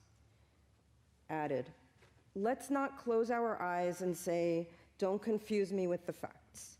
We may not be trained planners, but even we can predict the negative effects this project would have on the surrounding areas in terms of traffic and pollution. Imagine the lawsuits that would ensue when people are getting physically sick and don't have clean water. Imagine yourselves enduring the construction and the resulting ill effects: air pollution, noise pollution, water pollution. I feel that you are seeing us, but you are not hearing us. We are providing valid reasons to squash this project, but you seem committed to go forward. I hope I am mistaken in this. This residential area does not support the amount of traffic that this project would generate. Our water would be poisoned. People need clean water. The knowledge that we have one of the few remaining clean aquifers on Long Island is reason alone to prohibit this planned construction. Thank you. Can you hand your statement up? With excessive numbers of trucks, please show your regard for the health and well-being of us, your constituents, as you have in the past. Please vote no. Susan Thompson. And after Susan will be Ann Stewart. Hello, Susan Thompson, 3 Devon Lane, Wheatley Heights. I am not in favor of building the industrial park near Little East Neck Road. It would increase the traffic on Little East Neck Road. I came here on Little East Neck Road from Charlestown Place. It took me at least 10 minutes, bumper to bumper, to go to Long Island Avenue. The planned 300 truck bays is going to, in the industrial park, will cause pollution, increasing the incidence of asthma, COPD, and other respiratory issues in the area. Cementing over 111 acres will cause harm to the water that we're using in our community. Furthermore, we will experience a decline in our home values. I ask you, please do not approve this project. Thank you. Ann Stewart. And after Ann will be Veronica Barnett McNeff.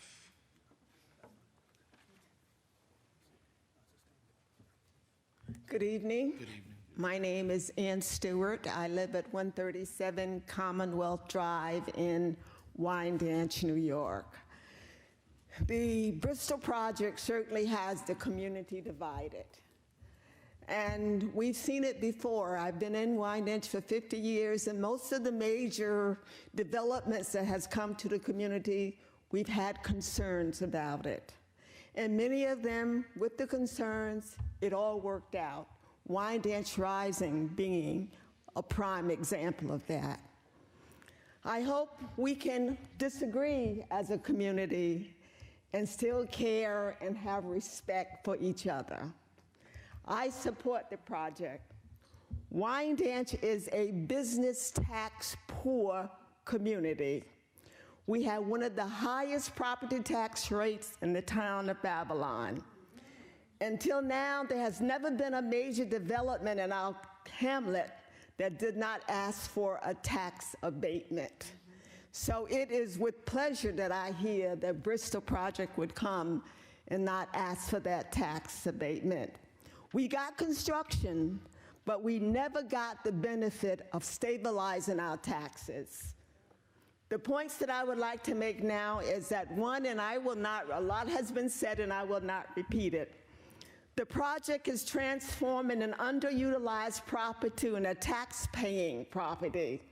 At full build-out, we talked about the $5 million in annual tax that it would bring, and the organizations in Wyandanch will benefit, like the school district, the Wyandanch Library, the firehouse, and the ambulance corps, all now that we pay taxes for.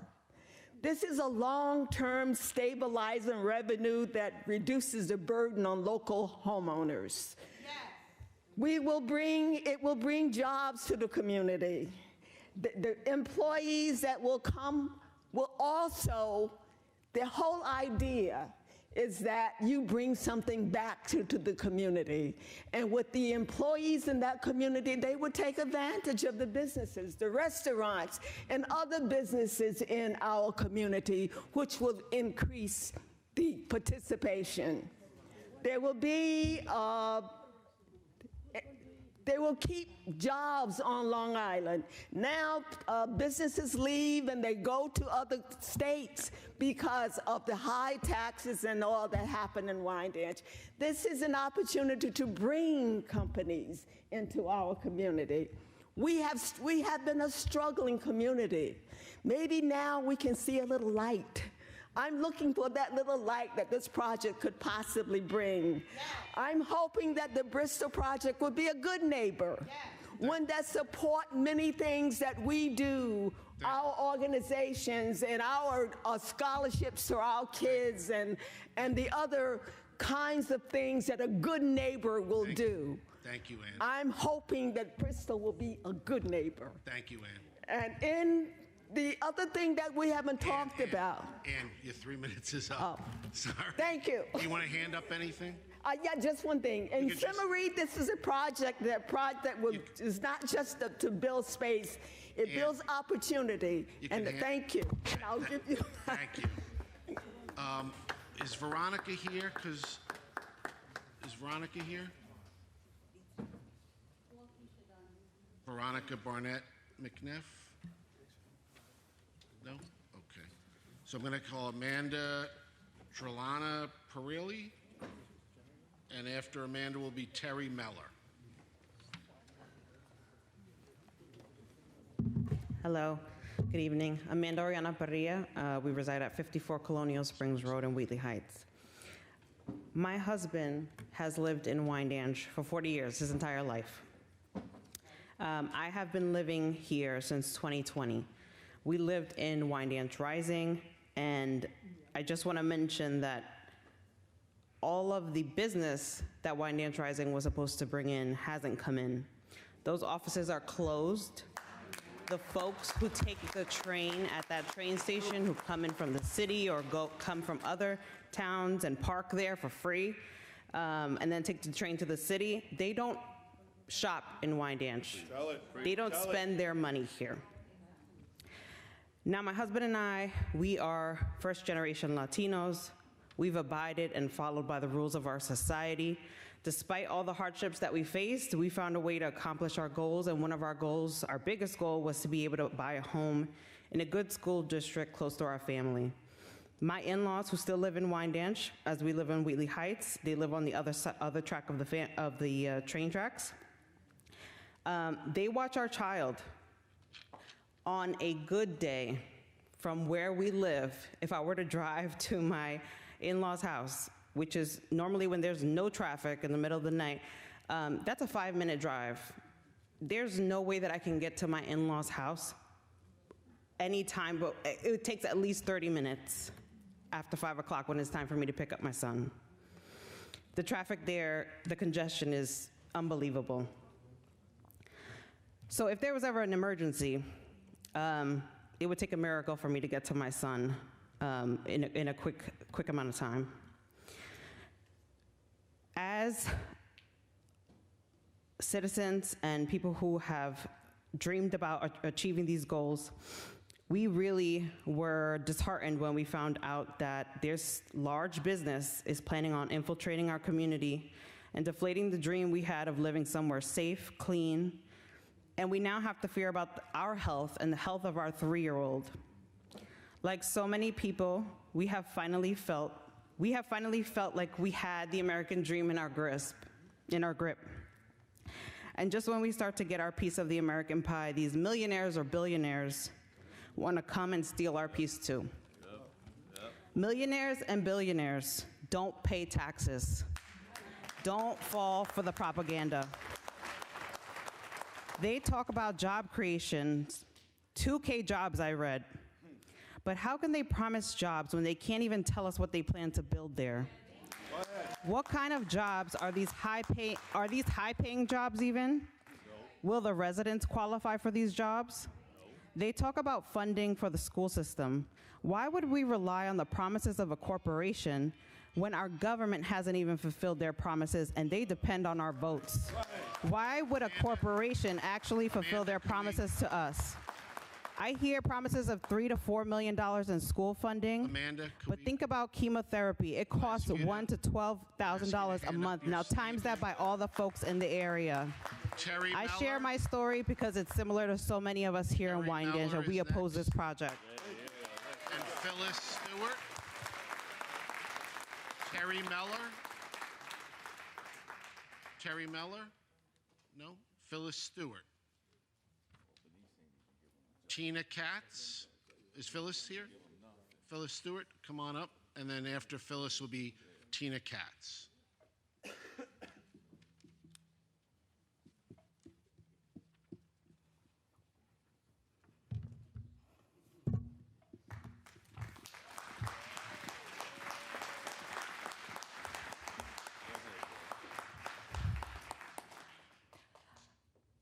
My name is Phyllis Yvette Stewart.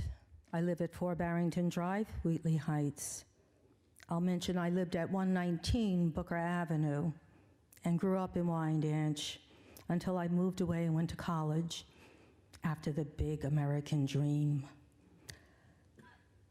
I left college and lived in Hempstead for a brief moment, about 10 years, when my husband and I decided to look for a town that had a good school district, a town that had land, forests, a town where we could sit in our beautiful backyard listening to nature, wildlife. I feel like I'm in mourning right now because this sounds like it's about to be destroyed. I've lived here for 61 years. Gosh. And I love living here. I have no intentions of moving, but I will fight this project tooth and nail as I have been doing. I speak on behalf of both Wyandanch residents and Wheatley Heights residents, and it breaks my heart that there are some Wyandanch residents who feel so angry with us for trying to protect our health, our wealth, our quality of life. Yes, Wyandanch does need money. I was that 6-year-old child when Newsday photographed me in front of a bus because they wanted to dismantle the Wyandanch education. You are about to destroy not only my dream, but the dream of many others. People speak with forked tongue. Let me read you this quote, because I don't think you get it. We do not inherit the earth from our ancestors.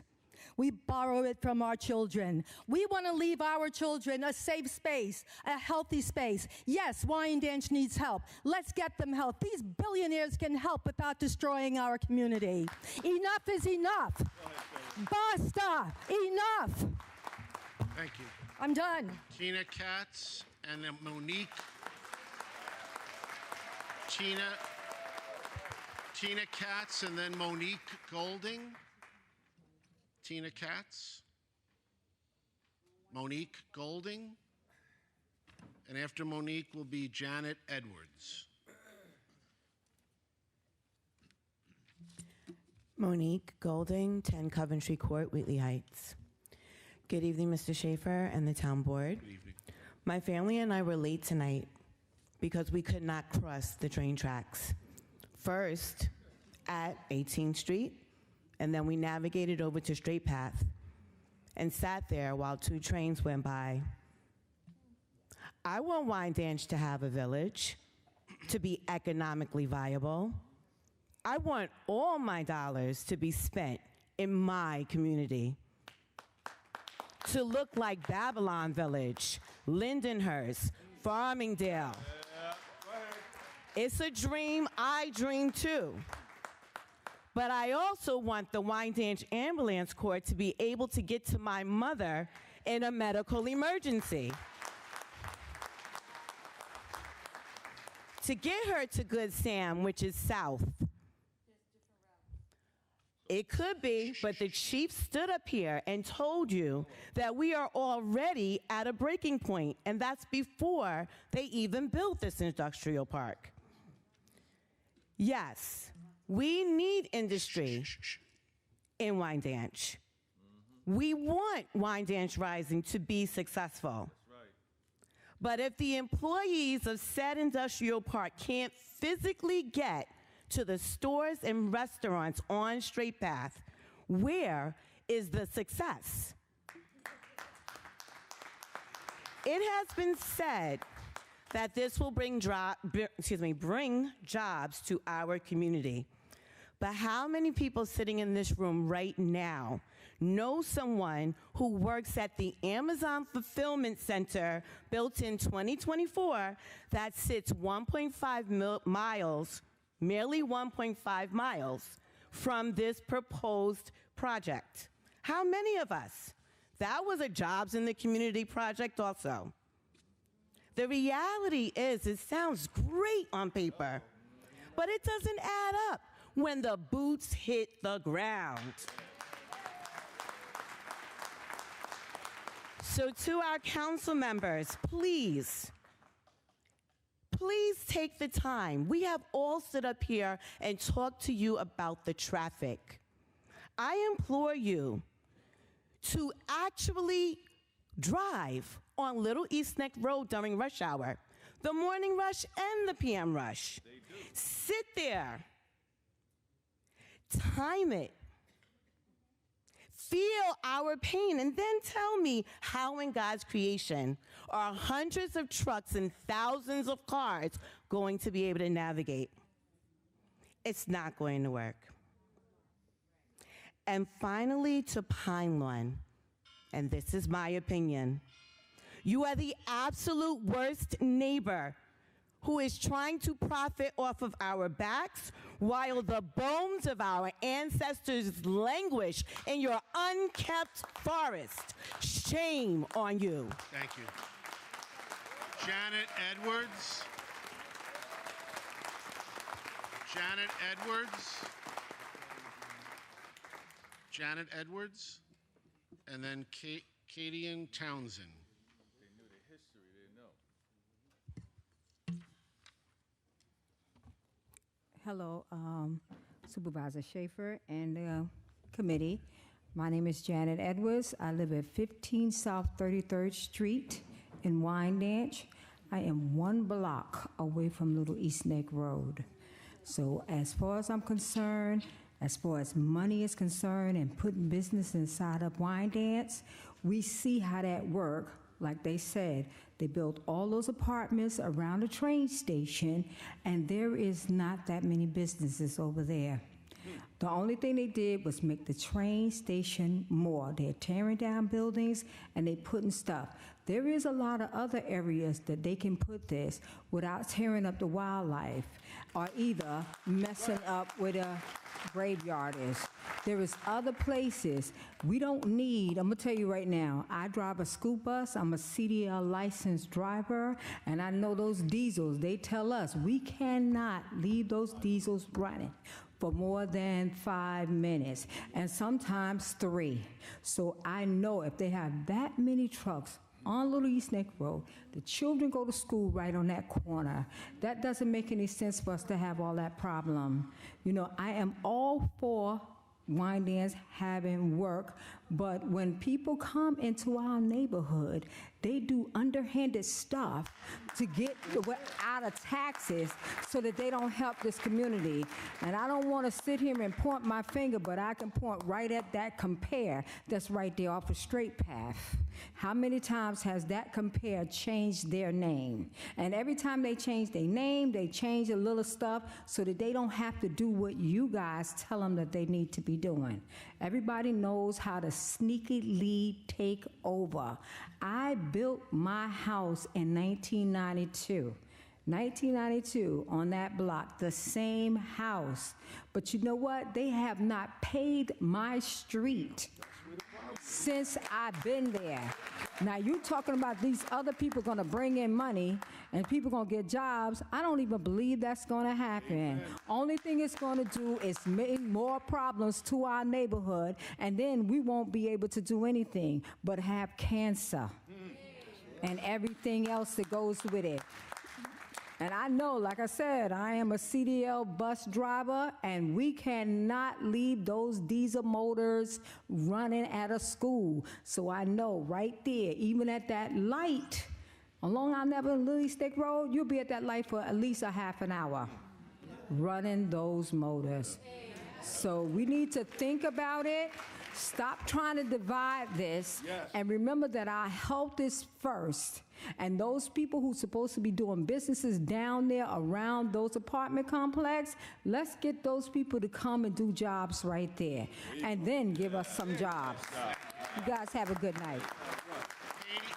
Katie and Townsend? Katie and Townsend? No.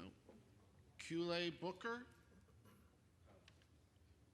Cule Booker, and after Cule will be John Halama.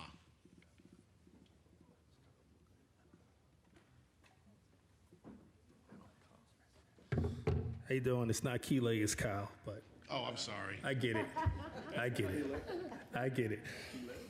So Kyle Booker and Janora Booker, 35 Circle Drive, Wheatley Heights, New York. And we are both Wyandanch and Wheatley Heights residents. I'm a third generation 11798 resident, real estate broker, member of Concerned Fathers Association, endeavoring Wyandanch volunteer firefighter, and concerned taxpayer of 11798. To be frank, Wyandanch and Wheatley Heights is being pitted against each other, and I don't appreciate it at all.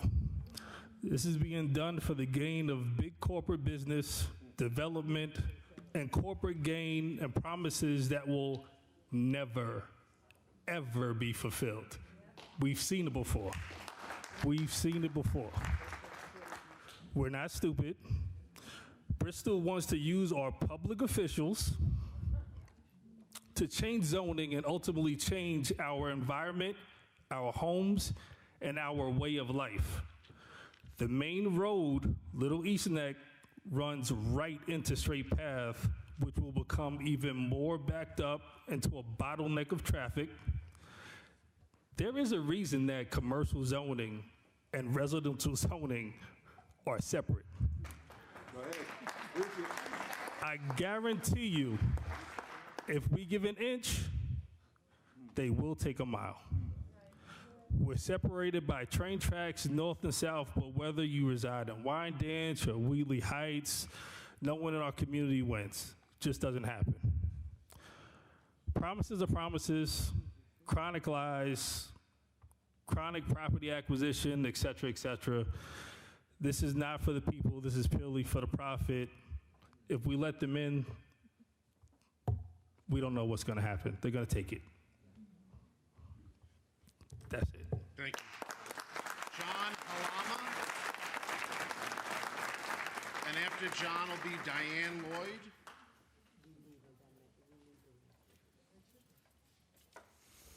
Good evening. I'm John Halama. I live at 39 Ridge Road in Wyandanch, which is basically right in that triangle area where Little East Neck Road and Colonial Springs meet. And I have a pretty good, view every day of the traffic and how it flows through, both in the morning and evening rush hour. And it is very, it's very tough to deal with as it is currently. Especially for me, I have to commute south to work every day. I have to make a left-hand turn off of the two side roads from Ridge Road to Little East Neck Road, so either Westmore Place or Charleston Place. And in the morning, when traffic gets backed up, trying to make a left-hand turn is a blind, risk, as it is already. And coming back, at the end of the day, it is, the traffic coming the opposite way to go south is even worse. I'm a relatively new member here in Wyandanch. I've only been here for maybe a little under 3 years, so I may not be able to speak as eloquently and as passionately about this topic as other people have. But to summarize in short, I don't think there's any single person here that would be against the idea of bringing new jobs and new revenue here into Wyandanch. But to use words that somebody else had mentioned as far as boots on the ground, the vision is fantastic, but the vision has to fit the footprint. And I feel that this foot is a couple of sizes too big for this shoe in this particular area. Thank you. Good point. Good point. Diane Lloyd, and then Keisha Diamond.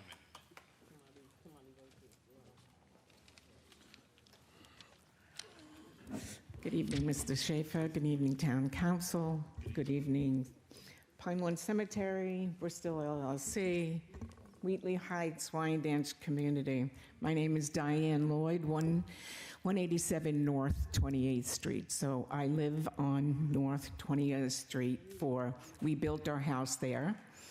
And we've been living there all our lives. In fact, there were only 4 houses when we built it there. It was a double dead end. And that parcel of land has been in front of our house for 35 years, for all these years. And I have to say, a lot of people aren't going to like this, I was enthralled when this project was introduced. This, as Pine Lawn knows, as you know, as law enforcement knows, I have for 35 years been harassed, and that parcel of land has been a hindrance to the entire block. And so with terrain vehicles going in there, homeless people living in there, there were actual houses that had to be removed, all sorts of things. And I just wanted to go over some things, and I thank you for all the studies that you did do, all the things that you did send all of us, and the most recent one was extremely detailed in terms of the changes from last time to this time. And I want to thank you also because it showed me how much the town really cares about us, all of us. And although we don't agree on all of the things, but there's a tremendous, Letitia got up, and I'm not going to repeat everything that she said. She said it really verbatim. She did a great job. So did some of the other people that were in support of it. And the taxes, the school system, the civic association, the fire, ambulance, library. Now, also, what was not mentioned is due to this project, it has encouraged now Suffolk County to bring National Grid in. We don't have gas. I have a propane tank. We don't have sewers. I have a septic tank. They're going to bring in sewers. They're going to bring in not Bristol, but because of the project, it's the county and it's National Grid, but it's because of the project that this is getting initiated. Okay. Solar energy, I don't think people mentioned the solar energy that they are going to input into some of Wyandanch and into the whole entire school system, the electricity. The job opportunities, from what I understand and read and hear, there's a whole plan for that there is going to be job training and that there's going to be job fairs for the communities. Diane, could you wrap up now? Can you want me to wrap up? Sure, I can wrap up. I'm in total support of it, and I thank you for all the work, and I thank you for all the members of our town. This is the way it is. Keisha Diamond, and Paul Gustafson is after Keisha. Hi, good evening, Keisha Diamond. State your address. 24 South 33rd Street. I built my home 30 years ago there from the ground up, and I have witnessed the pollution coming from the Edison industrial area seeping into our waters and stuff. So we already have that environmental discrimination problem, okay? Today, I do not oppose the Bristols. I'm very happy, and I just was with some of my patients at the doctor looking at TV, waiting in the waiting room, and I found out about this, and I just came. And I'm very happy about it because Wyandanch does need the taxes for the Wyandanch school. Okay, I am totally aware about the traffic pollution is going to be congestion all the way up where yonder to the heavens, okay? What solutions do we have? They have, I think you have about this much, this, this much area from the, from the street, Little East Neck Road. I live right behind it. I'm there every day. I witness, see it and everything. I have been for 5 years talking about the congestions, the light by the corner of Little East Neck Road and Long Island Avenue, and trying to get the green arrow to go and stop. It's not big enough. Yeah, we do have that problem, but what are the solutions? We can't just say Wyandanch, my zip code is 11798, Keisha, yes. You have to address us. Yes, so, I'm aware of it, but what kind of solutions and problems, okay? They say air pollution. We've been having air pollution forever, okay? Everybody's been cutting down street. I understand that. I do understand that, but we should be asking them, okay? For Wheatley Heights people who's, opposing it, I don't oppose it. Keisha. How could we, come together? Because we do want this project to go up. That's number one, foremost. That's an opportunity for us, for our children. We have already been, from the industrial areas back. Keisha, speak to the us. Industrial areas from Edison Avenue, all those Winter Brothers and all of that. We're not getting a single dime, not a penny, to this Wyandanch schools. Every one of the children from Wyandanch schools can walk down. Me and everybody in the neighborhood can walk down to all those buildings. We're not getting no tax. We need taxes for our children. And I've been fighting that for 20 years coming here by myself. I didn't see money. Keisha. I didn't see them. I didn't see none of them. We need those taxes for our children. Now, how can we come to a conclusion where these people maybe can, maybe we could settle on, these people getting a little more tax reductions for the year so they can shut up. I'm not going to I didn't come here for y'all. Keisha. You know what I mean? Please. Like I'm fighting, like a water device that can be in their yard so they don't have all of these pollution seeping into the ground. Thank you, Keisha. You know what I mean? Yep. Like, we need to come to some kind of conclusion because Wyandanch needs this project. Thank you. Okay? And I understand. Paul Gustafson. I understand. Yeah, okay, well. Thank you.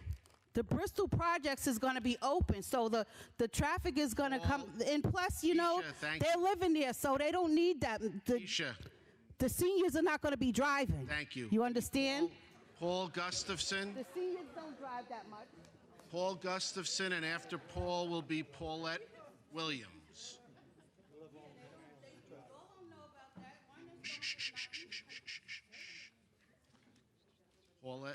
Paul Gustafson, and then Paulette Williams. Good evening. Good evening. Paul Gustafson, 187 Ridge Road, Wheatley Heights. So, a lot of wonderful talking. A lot of eloquent speeches. I don't have one. I used them up on the last 10 visits. Mm-hmm. So, I'm a Farmingdale kid. I lived in Farmingdale in 1949. And it was really Farmingdale. There were actually farms. Then I grew up, met a lovely woman, and I moved up to the north. I lived outside of Syracuse and Rochester for about 6-7 years. And then when we wanted to have a family, we decided to come back. And I've been in Wheatley Heights for 52 years. And I've watched the street change. I've watched the traffic change. And I'm not going to talk to you about traffic. You already know. The quality of the air, I've watched that change. I'll put it on simple personal things. I used to be able to wash the windows on the house twice a year, and we would be able to sit inside and look through sparkling windows. If I don't do it once a month, once every 6 weeks, the windows get very gray. And that has to do with what's been legislated for Long Island. This overpopulation explosion that happened on Long Island in the past 40 years, now everybody has to go to work. So what all these good folks are talking about with pollution is true. It's on my windows. All the cars, all the trucks, all the buses. I chose Wheatley Heights because, yeah, I like trees. I like nature. I like the animals. And I get to look across my street through my neighbor's yards to where this 35-foot monstrosity is going to be built. I'm going to see it. So, bottom line, it is going to wreck the air. It is going to wreck the water. It is going to wreck the light pollution. It's going to do all those things. There's a lot of promises being made by the folks that want to develop it. And when I lived upstate, I watched that happen too. The promises are never kept. So don't believe them, because the only thing they're going to do is give you more pollution, more noise, more crowded stores, crowded restaurants, everything. It needs to stop. Long Island used to be a really beautiful place, a comfortable place to be. And I guess I have to thank you for giving me an opportunity. Thank you. Paulette Williams. And after Paulette will be Felicita Pitt. Good evening, Board. I thank you for giving us an opportunity to speak. Just state your name and address. Oh, I'm sorry. Paulette Williams at 168 Ridge Road, Wheatley Heights. I am from Brooklyn, New York. I went to school in Brooklyn, New York. My family lived in Brooklyn. My husband is from Wheatley Heights, and we decided to move to Wheatley Heights. Wheatley Heights is a diverse community. It's a beautiful community. And what has happened is that Bristol, a corporation that is pushing their agenda, and they're smart.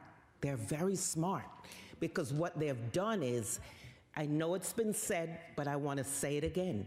They're pitting two communities against each other.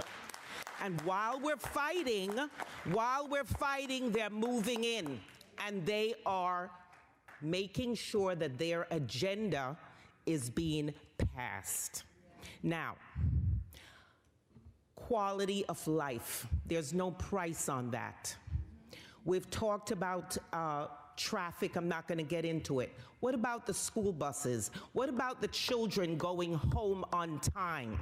Do we not realize that those school buses are also going to be in traffic? So rather than taking 10 or 15 minutes, it's going to take them a lot longer to get home? What we have to realize, again, is Bristol is a corporation. They will tell you anything that they think you want to hear to pass their agenda. And we're falling for it. Wyandanch residents are falling for it. Quality of life, there's no price on it. That's why I moved here. I want my children, I want their children to benefit from this diverse community. We have no place to go. I've put all my financial resources into my house. And I want to live there. I want to be able to enjoy that beautiful little park, the Kevin Perpault Memorial Park that's right there, that's going to be facing this industrial park. There are soccer games that go on there. There are baseball games that go on there. All of that cannot exist anymore. Please, let's not fight amongst ourselves. Let's respect each other. I realize that we have different opinions, but respect is important here, because we know what we are trying to maintain, and we're trying to maintain our quality of life. Where? In Wheatley Heights. Thank you. Felicita Pitt. Felicita Pitt. And then Pam Dowdy.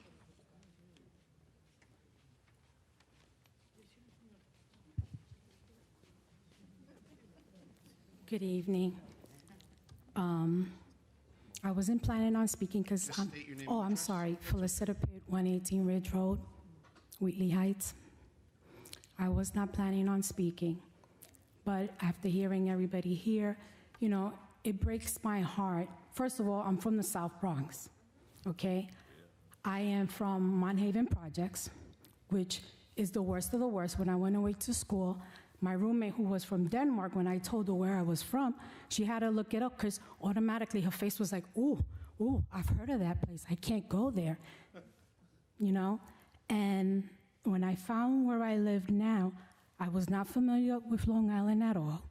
I went to my bosses. They said there's two stigmatisms with this property. You have a good school district and you have the zip code. I said, I don't care about that because once I drove through Wyandanch and Wheatley Heights, to me, both look beautiful. Because no matter, I feel that what this project is doing is really trying to pin people against each other. At the end of the day, we all want the same. We want our families to be happy, healthy, and we just want respect. I feel that what's happening here, you're tearing us apart. You're making us have hatred toward each other, which is the worst thing you could do just to build something to rezone our area. When on 110, you have so many abandoned buildings that is already zoned to have these companies there. So I'm not understanding why you have to take this property and do what they want to do with it. Because you could do so many other positive things. Wyandanch, why can't we build Wyandanch to be like Farmingdale? Why can't we come and make it like the town of Babylon? Why? Why can't we fix it? You'd rather invest in something like that than come and make Wyandanch a beautiful place to be, which it is? It just breaks my heart to hear people thinking that we're against each other. We're not against each other. We all want the same. I know it's about traffic and all, but at the end of the day, if this happens and you rezone this property, it's gonna destroy both communities. Because not only do we have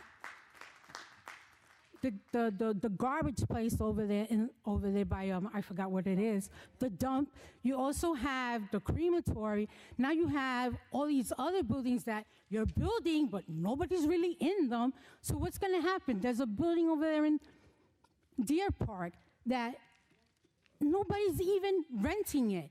So you came and you destroyed that neighborhood, and no one's even renting. It just blows my mind how you guys, please just don't vote for this. Thanks. Because you're really, really hurting two beautiful communities.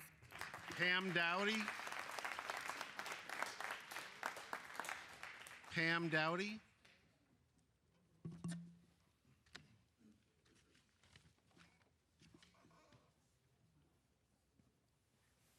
Good evening, Town Board. Pamela Dowdy, 27 Circle Drive, Wheatley Heights. My home is going to be one of the first homes right up Circle Drive next to the water plant that will immediately affect this project if it goes through. So I adamantly oppose it. Newsday had come to the house a few months ago to interview myself and my two children, and we measured from my home to the 275 feet that would go. There was a ribbon retied around the branch to remind us how close this is going to be to our community, and I'm envisioning a wall behind my gate. That's not why I moved to Wheatley Heights. I moved to Wheatley Heights. I moved from Jamaica, Queens, which was a village. It was a community. We were all on the same page. We all worked towards the same goals. I came here and felt the same exact way. It sounds like, from listening tonight, and we've been voicing our concerns for months about this project, and it seems like there's more cons than there are pros, but it sounds like it's a lot of broken promises. Bristol, I feel, and Pine Lawn have accomplished their goal in pitting two communities, two diverse minority communities, against each other. So if we continue to fight and we continue to disagree, they can slip in. So broken promises is the first thing that comes to mind about this project. And we've seen in the communities promises that have been made that have not been brought to light. There are a lot of empty buildings, a lot of property around our area now because of COVID that are closed. Perfect opportunities. Nothing has to be rebuilt. Just move in and set it the way they want it to be. It's already established. It's already here. We're not against jobs. We're not against economic success. We just don't want it in our backyard because it will destroy the quality of life for both communities in the long term. I'm also an educator, so I'm thinking about the longevity of our children that live in this community and what they will have to face over time as far as our health concern. So we ask that you please reconsider and know that the communities together are all working for the same cause, and that's for our health and our well-being and to maintain the communities that we have so desperately and have tried to maintain and continue to maintain. Thank you. Okay. I just have to hand up for the record a letter dated November 24th, 2025. This is from Teresa, Laverne, Michael, and Angela Meller in opposition to the proposed code, and a letter dated November 24th, 2025 from the Building and Construction Trades Council of Nassau and Suffolk Counties, Matthew Arasich, President, in support of the proposal. So those will be added to the record. I don't have any other cards, so I'll take a motion. Excuse me, Supervisor Schaefer, do you mind if I submit a letter from Deer Park Civic Association Sure, you in can opposing submit. the letter and closing the, thank you. Yep, you can submit that up, and that'll be incorporated into the record. I'd like to submit a letter from the Long Island Builders Institute in support of this project. Okay, and that'll be submitted as part of the record. So I'll make a motion to close and reserve, second by Councilman Martinez. All those in favor? Opposed? Hearing is closed, decision reserved. That's it for the public hearings. Open portion, I don't have any cards, so I'll take a motion to adjourn from Councilman Gregory, second by Councilman McSweeney. All those in favor? Opposed? Meeting is adjourned. Thank you, everyone.